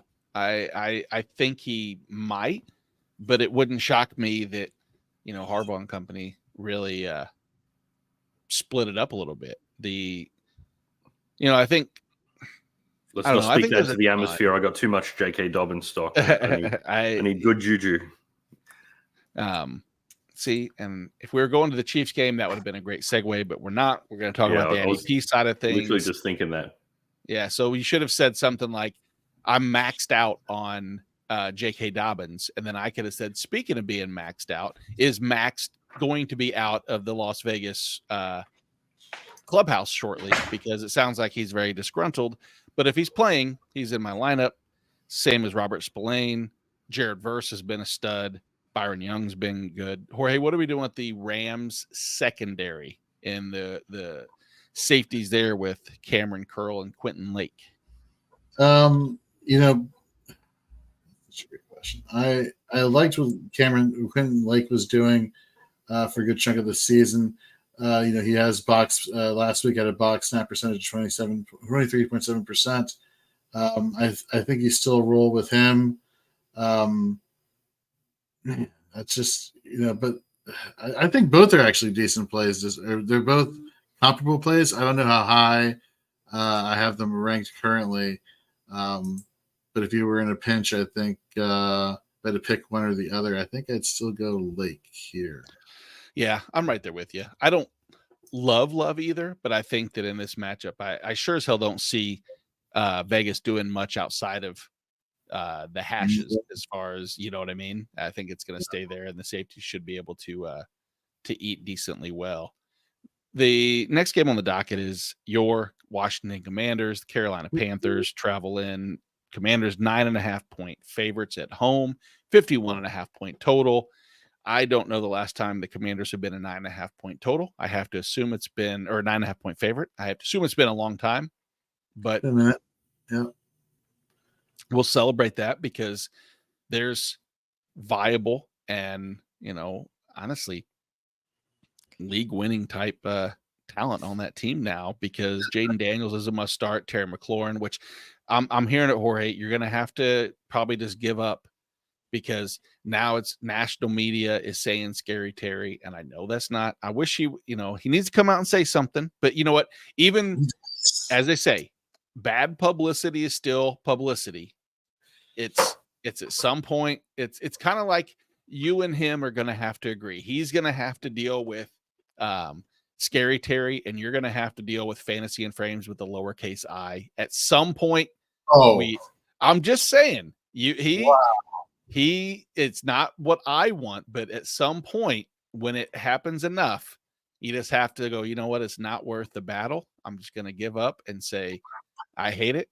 I'm on your side. I'm on F1 side as well, but I keep hearing it way too much. If calling him Scary Terry is going to help propel him into top 12 rankings for wide receiver. I forgot about this. You get real upset about the whole Scary Terry thing, don't you? Actually, get very upset. But it's nothing grinds my gears more. It's the fact that some people spell fantasy and frames with a lowercase I. That really grinds my gears. But anyhow, yes, maybe I will have to move on. Not today, however. But I do like what you're saying about the Washington players here. Especially in tight end premium. Zach Ertz, somebody who definitely has been playing well. Man, went on the fritz. He's like a computer that maybe Jorge is a computer, and the fantasy and frames with lowercase I have spun him into a downward spiral. Does not compute, and he is just completely logged off. But you know what? I'll carry on. Oh, there we go. That's why the surprise was for. We got a little surprise here on camera. The newest member of the Edwards household here, Nathaniel, aka Natty D, wanting to make his appearance on the Fantasy and Frames Kickoff show. So, how's it going, buddy? I hear you're pooping and peeing on your Nana left and right. So I have been. It's been a little bit embarrassing, but sorry, you weren't talking. Wrong Nathaniel, wrong Nate. Sorry. Yep. But I would hope common. Exactly. But anyhow, he wanted to make a little appearance before he goes into his post eating coma. So bye, Nate. Bye, buddy. Aw, how great. That's for everybody watching. Unfortunately, he went from beautiful, cute, and screen full of excitement to just me, but that's okay. Excitement wise with Carolina and Washington, outside of Jaden Daniels, Terry McLaurin, Deontay Johnson, who's healthy. Love that. Chuba has been fantastic. I don't see any way that we're leaving him out. The fireworks could be on both sides because both Washington's defense and Carolina's defense are perfect setups for, high scoring output. We saw last week, Algier, Bijan both had huge weeks. Can the same thing happen this week, Jorge? Can both Brian Robinson Jr. and Austin Eckler deliver top 24 finishes? I think Robinson coming back from the knee injury definitely opens up the door for Eckler. I don't know if this is going to be a blowout by Washington, but I would not be surprised that this is a little bit closer than people think. A wide receiver who has been coming on a little bit stronger lately for Carolina is the rookie Xavier Legette, first wide receiver drafted in the first round of the NFL draft last year. We know it's Deontay Johnson who's going to get peppered with targets, but Legette, he's been showing something here, and I could definitely see him if Washington gets out to a lead, him being a little bit more involved.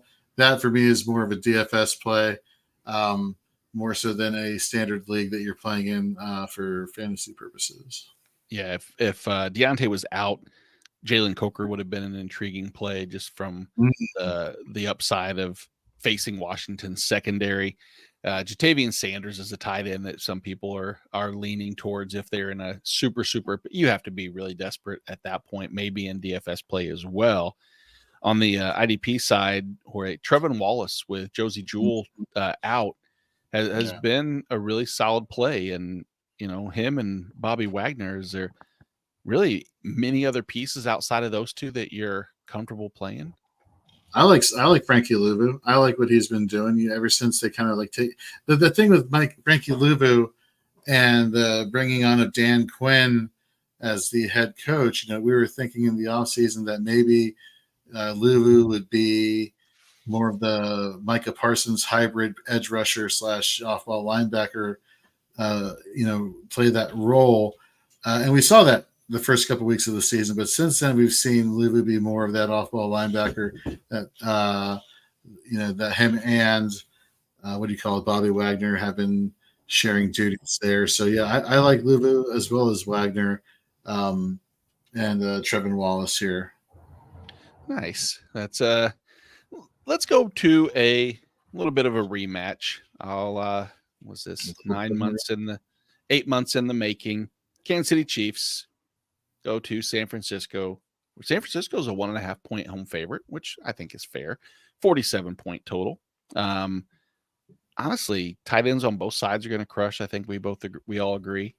There's the one area of concern for me is what to do with Jordan Mason, Dave. The AC joint has me concerned. I think the usage of Isaac Guerrero. What are you doing with Jordan Mason if he's on your team? So their bye week is next week. I think they probably play Mason this week, and I wouldn't be shocked to see Christian McCaffrey come out of the bye week playing. I think the only reason McCaffrey hasn't played is because their bye week is so close to coming up. They probably think, well, our record is okay. Mason is serviceable. If you can't get anything for Mason right now, I would, because my gut feeling is that McCaffrey comes out after the bye week and just crushes. But yeah, Mason, I'm not overly excited about for this week. I got to be honest. It's going to be really difficult to if he just bangs it up one time, all you need is on the first drive, second drive, and he's out for the game. So I don't think they're going to risk it. It's way too high risk. Way too high risk. Yeah, it's risky to go to the game, and I don't know how many liters of tears the body holds, but something tells me that there will be a lot of crying at the game today for Charlene when my Chiefs come in and win 35-10. We'll know more about that. Charlene, sorry, I know that we love you and all, but today we're, I guess, mortal enemies, unless you're going there to cheer for my Chiefs from abroad, which would be nice. And, I'm going to see the Chiefs next week at Las Vegas. Man, all you guys, bunch of jerks. Oh, man. I have a question for you, because this does directly involve me here. Tyrone Tracy or Jordan Mason? Mason. I think I'm going Tracy. The injury, it's not the talent. Now, if I knew Mason was going to be on the field the whole time, for sure, but I don't have full confidence that Mason plays the whole slate of the games. And let's say, hypothetically, I know in your world, Nate, this would never happen, but hypothetically, the Niners crush the Chiefs and they're up by 20. Why would they risk Mason? So you're relying on them being in a close shootout match, which is probably what's going to happen. But you never know; these things happen, and they may go, "Hey, we're up by 3 touchdowns." Put in who's the guy behind him? Couldn't even tell you. Isaac Guerrero. Yeah. So you never know. I mean, there's just too many variables with the Mason component. Yeah, and honestly, Mason was my fade for the week, rightfully so. I like what I've seen out of Tracy when he has the backfield to himself. It just wouldn't shock me to see him see the same type of workload that Mason would have if the Giants were to even get up by a big amount. I think that that's the way that those two see the same. But I get that. I understand completely. And Charlene is a Broncos fan. That's okay. I would root for the Broncos, just so you know. I rooted for them on Thursday night. So what do you think of that? Looks like I'm a bigger man here. Not by that Bo Nix pass was terrible, by the way. That game was the worst game. 2 wide open receivers, and he drops it right in the middle. So that's actually, I'm not even mad. One of those things. I'm even mad. I'm impressed. That was very impressive. Yes, pinpoint accuracy. I do think that it's going to be I think it's going to be a difficult matchup for a lot of the offensive pieces, because Kansas City's been really good against both the run and the pass. Obviously, they've given up some yardage to tight ends. We knew earlier a lot of that's built around the Isaiah Likely week 1 performance. But Debo, Ayuk has been, he's the wide receiver 55 on the season. That's not good. Ricky Pearsall should be making his first start today, which is amazing. Start or he'll be on the sideline. He'll be on the sideline. He will not be actually one of the starting wide receivers, but he'll be probably involved in some capacity. And with the number of, potential for injury between Debo and Ayuk and pieces across, Juwan Jennings is out. So 3 wide receiver sets. I think we will see some Ricky Pearsall. That's interesting to pay attention to. I think we'll see a lot of Juju. We'll see a lot of Kelsey. We'll see a lot of Kittle. And then outside of that, I don't know if I really Kareem Hunt is fine. San Francisco can be difficult at times against the run, but I don't want to trust any of the other pass catchers in Kansas City that I know will definitively give me the performance. Xavier Worthy's a big play waiting to happen. He's had 3 top 36 finishes. He's also had 2 finishes where he's been wide receiver 70 or worse. So Joe Bags wants to know Nick Chubb or Aaron Jones and Josh Downs. Nick Chubb or Aaron Jones and Josh Downs or Cooper. The Chubb one has me. I don't know. I want to play Chubb, and I've got him in a league, and every part of me wants to put him in there. I'm just scared. It's 2 very similar questions. It's like, hey, Nick Chubb, is a better talent. Aaron Jones is clearly coming off, the hip pointer, and Ty Chandler's capable, and the run D for Detroit. Like, that's what tells me. Like, I'm leaning Chubb just because I think Detroit's run defense will shut down both Jones and Ty Chandler. Josh Downs versus Amari Cooper is a little more tricky because Josh Downs unfortunately gets AR back, but Amari Cooper is in a brand new offense. So I think I still lean the new pieces, the new hello and squeak new toy type things, and Chubb and Cooper. But what about you, Jorge? I think I go Josh. So it's either Chubb or Aaron Jones. And for Josh. one spot.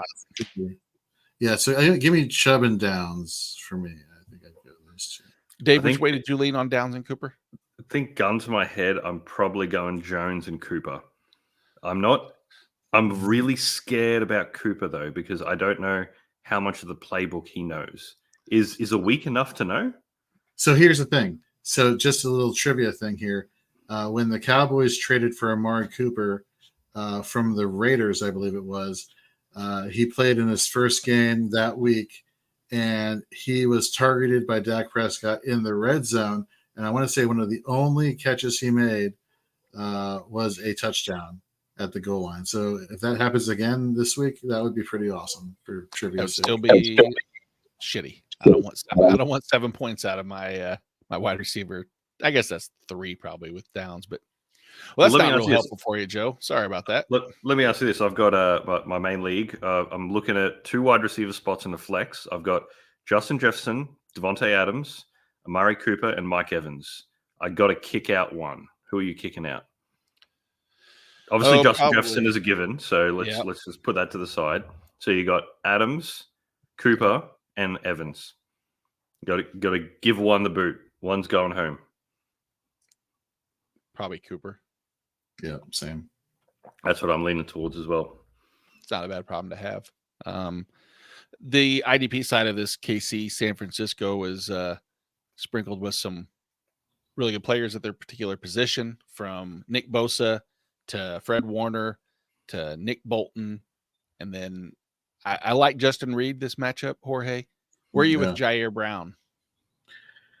Well, he left last week's game, and it wasn't with an injury, didn't return. And then I forget his first name, but Mustafa came in and played. Yeah. Both players filling in for Talanoa Hufanga, who I do not know if he is playing this week. If he is, I'd feel comfortable with Hufanga, but if not, I'm not taking the carousel at box safety for the 49ers here. I do like Justin Reed, though, in this game, though, to answer your question. Yeah, pass rushers for Kansas City in George Karlaftis and Chris Jones. Karlaftis is exactly what he's been, is a high motor, high output, hoping for the sack type scenario. But Chris Jones is, interior defensive line. You're starting week in, week out. Week in, week out. Sounds like a lot to do with Justin Fields. 1 week's in, and the next week is out. Now is Russell Wilson. Russell Wilson, of course, is one of the storylines. There he is. He who's more likely to finish as a QB1 this week? Your Russell Wilson Funko Pop or the Russell Wilson on the Pittsburgh Steelers playing today? That's a good question. I don't know if I want to take the money line on that one. Look, I like Russell Wilson. I've always been a Russell Wilson fan, hence why I bought the Funko Pop. I think he's going to surprise people. I think there's a reason he's the starter after Justin Fields took him to a respectable, lead of 4-2, right? So don't doubt Russell Wilson. He's now on a decent team. I mean, Broncos were a dumpster fire. Let's be honest. The Steelers have some pieces. So don't be surprised if Russell Wilson goes out there and shows the world he's still good at football. I think Justin Fields as the quarterback of the Steelers helps one person, and that's Justin Fields. I think Russell Wilson as the quarterback for the Steelers helps out all the skill players. George Pickens, what has been his thing since he's coming out of college, even though people don't want to admit that that's his thing? It's the deep ball. What's Russell Wilson really good? Throwing the deep ball. I don't think the rushing upside is going to be there like it had been in the past when he was in Seattle, referring to Russell Wilson. But I think, Freiermuth, Pickens, Warren out of the backfield. We already talked about how the offensive line is missing 3 key pieces for Pittsburgh. So you may even get an elevated rushing floor. Nothing to the extent that you're getting with Justin Fields, but if you are, for example, a George Pickens manager, I'd be feeling pretty good with Russell Wilson as my quarterback this week. Absolutely. I mean, don't underestimate, man. I mean, this guy, I know it's been a while since he's been elite, but he's a pocket quarterback who likes to throw the ball. Yeah, he looks for his options, but sorry, go. Will there be a pocket? The pocket there's more likely a pocket in my wife's leggings than there is for the Pittsburgh Steelers today, because Zach Frazier left at Somolo, all these injuries. Why aren't there pockets in leggings, by the way? Why is that a thing? I don't know. Makes Probably sense, right? I mean, Lack of dynamics. I don't know. That's a great. If you put a pocket, they can put like a credit card and ID in there. Yeah, I'm not saying they have to take a purse, but doesn't it make sense? It's one of the only pants that there's no pockets. Don't ask me questions. Split or something like that to hold your. I don't know. That's a great question. Let's design leggings with pockets, guys. Patent pending. Everyone, get out of here, Lululemon. We're gonna. Jorge Lemon, is that what we're gonna call it? Yeah, we'll figure out. Yeah, that rolls off the tongue. Yes. So read it. So Joe Bags is back with another question. He also has Baker Mayfield or Justin Herbert, currently starting Baker, but Arizona did give a lot to love. Love has a lot to love in terms of receiving options, which is probably why Jordan Love had a great week versus Arizona last week. Give me Baker Mayfield tomorrow night versus Baltimore, which should be a great game. Agreed. Yeah, I actually am leaning towards Justin Herbert on that one. I think it's going to be more of a shootout than people give him credit for. I'm expecting, a similar performance to what Murray put up against the Niners a couple of weeks back. Justin Herbert can throw in the pocket. The only reason he didn't throw a ton the other week is because even though the score was close, the Chargers had control of that game from moment one. So they're running the ball. I mean, J.K. Dobbins ran for 96 yards, I think it was. They run the ball efficiently. They were never really a threat to be losing the game. So Justin Herbert didn't have to sling the ball. I think he's going to have to sling the rock tomorrow night. Wait, hold on. Yeah, seriously, Charlene. What? My phone, one pocket on my leggings, and a bottle of Coke in my other. There is leggings. There is. No. They do have pockets. Are you sure? Okay. Damn it! I'm pretty sure she's sure. Yeah. Oh, sorry. So. Well, that sucks. Well, we had something for like a minute, and then Charlene has to go and crush it. Exactly. I know, and she can put a bottle of Coke. If we put a bottle of Coke in our pockets, we look like perverts. So that's not quite so fair. I do credit her for her. I do credit her prioritizing having the beer in her hand, not just putting it in the pocket. So good for you there, Charlene. Man, I thought we're onto something, guys. We're going to have like a entrepreneurial meeting after this to design these things, but yeah, instead we're getting a cease and desist from Lululemon. maybe Charlene's saying that to take us off. Oh, that she stole our idea, and she's like, So she's "Oh doing, I she's like, oh, guys, it's totally a thing. Don't worry about it. yeah, no, it's totally a thing. They're on the side. Of course, the yeah, pockets. sure. Where else would they? Yeah, you I see- believe you. You sew those pockets on yourself just to throw us off. Nah, I don't like it. This is fishy. We're gonna All right, move let's on. go to the next one. You know what Or else is no- fishy? Yeah, the Snyder. You know what? We don't have to show that. My bubble's still not burst. I'm still going with it. Next thing on my list: sundresses with pockets. That's never been done before. I know On it the has been inside. done. Calm Has on the ins. What?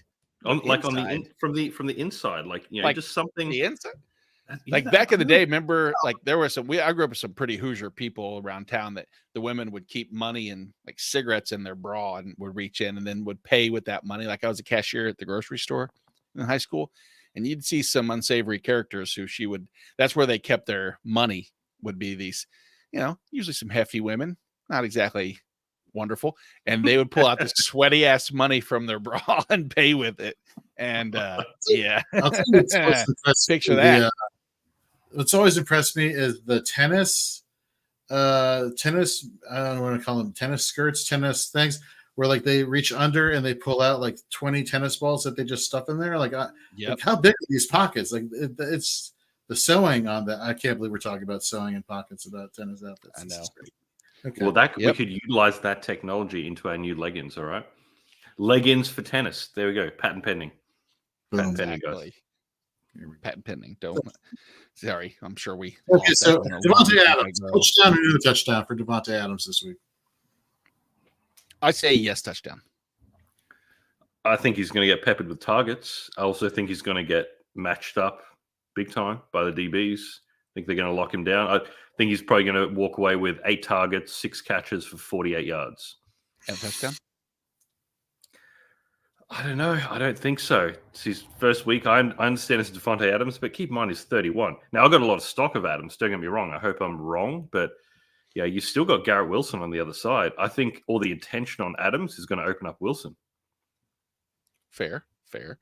Joe has one more question, and it's a defensive-related question, so we love it. Do you ride with the Vikings defense against the Detroit Lions or the Chargers oh man, I don't know. That's a tough one. I really do like the Vikings D as a whole. I'm going Vikings D. But I like I think the Charger. It's the Vikings, and you hate to say it, right? But like, which team is going to be more which team has the better defensive players, right? Regardless of the matchup versus Detroit, like which defense on its own merit has more fit? Like you have Joey Bosa who's out, right? Probably, yeah. Which leaves you just Khalil Herbert, not Khalil Herbert, Khalil Mack, excuse me. You have Junior Colson, Dan Henley, Derwin James. On the flip side, you have 3 safeties that yes, Harrison Smith can still, from a real football standpoint, provide value. You have Ivan Pace, you have Grenard and Van Ginkel. Van Ginkel is one person who I think is not given enough respect in defensive and IDP circles. And you have Brian Flores calling that defense. I think both have tough matchups, but I'd go the Vikings for me. And you were the reason I was talked out of Van Ginkel for our at the Fantasy Football Expo for our IDP panel, where we had a name one defensive edge rusher that was underrated going into the season. And I had Van Ginkel, and then all you had to say was one thing, even with Dallas Turner. And I was like, damn it, you might be right. Never mind. So I lost all that. That could have been correct shot. There could have been the CEO for Lululemon there, ready for my ideas, heard me not say Van Ginkel and was like, this person's out because he picked Ivan Pace instead, or whoever the hell I went with. What an idiot. Josh Sweat. You went with Josh Sweat. Okay, that's not so bad. Josh Sweat's a stud. But will the usage of Jaylen Warren and Najee Harris make you sweat this week? Not Jaylen Warren. Najee maybe without having having blocking. True. George Pickens, you talked about earlier. I will say I'm a little I don't know what to do with George Pickens. I do like his value going forward with Russ more. I don't like it this week against a Jets secondary that is capable of just completely shutting down all aspects of this Pittsburgh passing game. Something definitely to pay attention to. Defensive side, Jorge. We jumped through some of these last games over the last 5-6 minutes. CJ Mosley set to return. Is he going to return to your lineup? Yes, he is. What about Will McDonald? Love this matchup. Pittsburgh's offensive line, literally in pieces. Right. Will McDonald.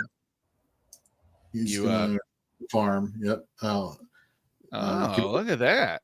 He's going to harvest some sacks, you're saying? Yes, he's going to harvest some sacks. Exactly. For the Jets, going to Pittsburgh. Obviously, TJ Watt. I do like Nick Hedberg if he does end up playing this week. No Alex Highsmith.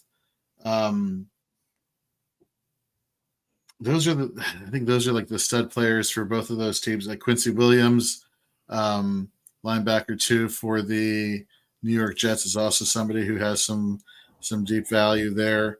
Reddick just signed, didn't he? Reddick just signed this morning, but he's probably not going to be playing today. But he is definitely somebody, if he's on your waiver wire for IDP leagues and you have bench space, put him there, because elite rushers are very hard to come by, especially at this point of the season. Yep, agreed. I do like Tony Adams without they're short. Oh my gosh, I'm drawing a blank right now. Who just got hurt last week? It was holy hell, how am I drunk? It doesn't matter. It's the other safety. Chuck Clark, maybe? Chuck Clark, there we go. Yeah. Jeez. Dynamite, Nate. All right. And we'll give, even though Charlene burst our bubble, we'll let her know. Chargers against Cardinals. For the Green Bay Packers. Jorge? I'm going Green Bay. I like the Green Bay. Going Green Bay. I expect Monday night to be a lot of back and forth. I don't think the defenses are going to do too much. Okay. See, I look the opposite. I think Green Bay Houston will be more back and forth, and Chargers Arizona will be mundane. But then again, you know what I've learned? I don't know anything about the NFL this year, and I've been wrong more times than I've been right. So take that for what it's worth. Monday night, speaking of, Baltimore Ravens travel as 3.5-point road favorites to Tampa, 49.5-point total. I love this matchup for both IDP as well as offense. We'll see Lamar. I think Baker's now, I mean, how do you not start Baker Mayfield? He's just, QB6 on the season or QB6 on my rankings. Is he QB1 overall right now? I know he's up there. He's 2. He's 2. Lamar's 1. He's 2. That's, a battle of number 1 and number 2 quarterbacks. And that's pretty awesome. It is. Never expected that out of Baker this year, but I'm happy to see it. Baker's had 3 top 3 finishes amongst quarterbacks, and it's been incredible. So Mike Evans, obviously, we knew was a little banged up going in, but looks like he's going to be fine. Chris Godwin, Derrick Henry on the other side. Zay Flowers with the target volume is definitely probably in our good graces right now. But I want to talk about this hot hand approach in Tampa. What are we doing with that, Jorge? Are you just avoiding Rashad White? I'm avoiding Rashad White because I think Bucky Irving's the guy who took over Rashad White's role. The question here is, Sean Tucker, or Bucky Irving, and I have to go Bucky Irving. I just feel like the hot hand is Bucky Irving. Sean Tucker, they were beating up the Saints so bad that they brought in their third running back and was like, here, you have some fun now. I don't think that this game is going to be a lot closer, a lot more competitive. Give me Bucky Irving over Rashad White. Yep. Earlier we talked about Kate Otten. For anybody not wasn't with us at that time, if you're thinking about Kate Otten, here's a little fun statistic for you: is that he's now had 4 straight top 24 finishes at tight end. We know top 24 doesn't necessarily mean anything, but the relevance in that is that if you look along that time, 2 of those have been top 12 finishes, 3 top 14 finishes, but only 4 tight ends in the NFL have had 4 straight top 24 finishes. George Kittle, Brock Bowers, Cole Kmet, and we will go ahead and put together. Carrie has brought me her phone. She has a Scott Fishbowl questions to set up. She had Will Levis in her lineup, and I'm guessing that's what she's asking me. But Will Levis out. I don't have another kicker. You don't need a kicker. Well, my kicker's for the Bears. Well, and he's on the bye. Looks like we're making a move, everybody. So 1 second, Carrie. It's 11:08. So I will answer this question as soon as we're off the air. No free info. Did you know leggings have pockets? Damn it. They do. Damn. Carries on. It was so clever, man. Damn it. So clever. Yeah. Like Yeah. stretchy pants. Yeah, like stretchy pants. Have pockets. Yeah. Yes. Okay. Sometimes they're in the waistband, so you'll have like a little like pocket right up here, or sometimes they're in the thigh where you just slip your phone right here. Charlene could keep a bottle of Coke in her pocket and her phone and carry beer and food with her hands. Pretty resourceful. Charlene, Carrie wants to go to the football game with you today, and you guys can both legging it up with pockets. We were thinking we're onto something, Carrie. We were going to call Lululemon. Well, we weren't going to call Lululemon. We're going to take them out of business. They're going to be extra soft and pockets galore. Mostly like cargo pocket leggings. Now we're onto something. Cargo For leggings. men. Yeah. Yep. Leggings for men with cargo pockets. Patent pending. Everybody's Patent day. Patent pending, exactly. And cargo pants. We just put two of the worst things. Yes, we did. Cargo pants, leggings for the carpenter that wants to have. Don't listen to Carrie, Nate. Don't listen to Carrie, all right? Not listening. People said Amazon was a bad idea. We're onto something, all right? Yeah, Yahoo turned down the purchase of Amazon of like $3 billion, and look at them now, idiots. Exactly. Dum-dums. Carrie, I can't hear you, babe, but we're going to continue on real quick, and we're going to finish up this Baltimore-Tampa game. Defensive side of the ball, Jorge, Roquan Smith, Levante David, Antoine Winfield, Kyle Hamilton, Jordan Whitehead. But let's talk about the pass rushers. Odafe Owe, Yaya Diaby, what are you thinking? I would I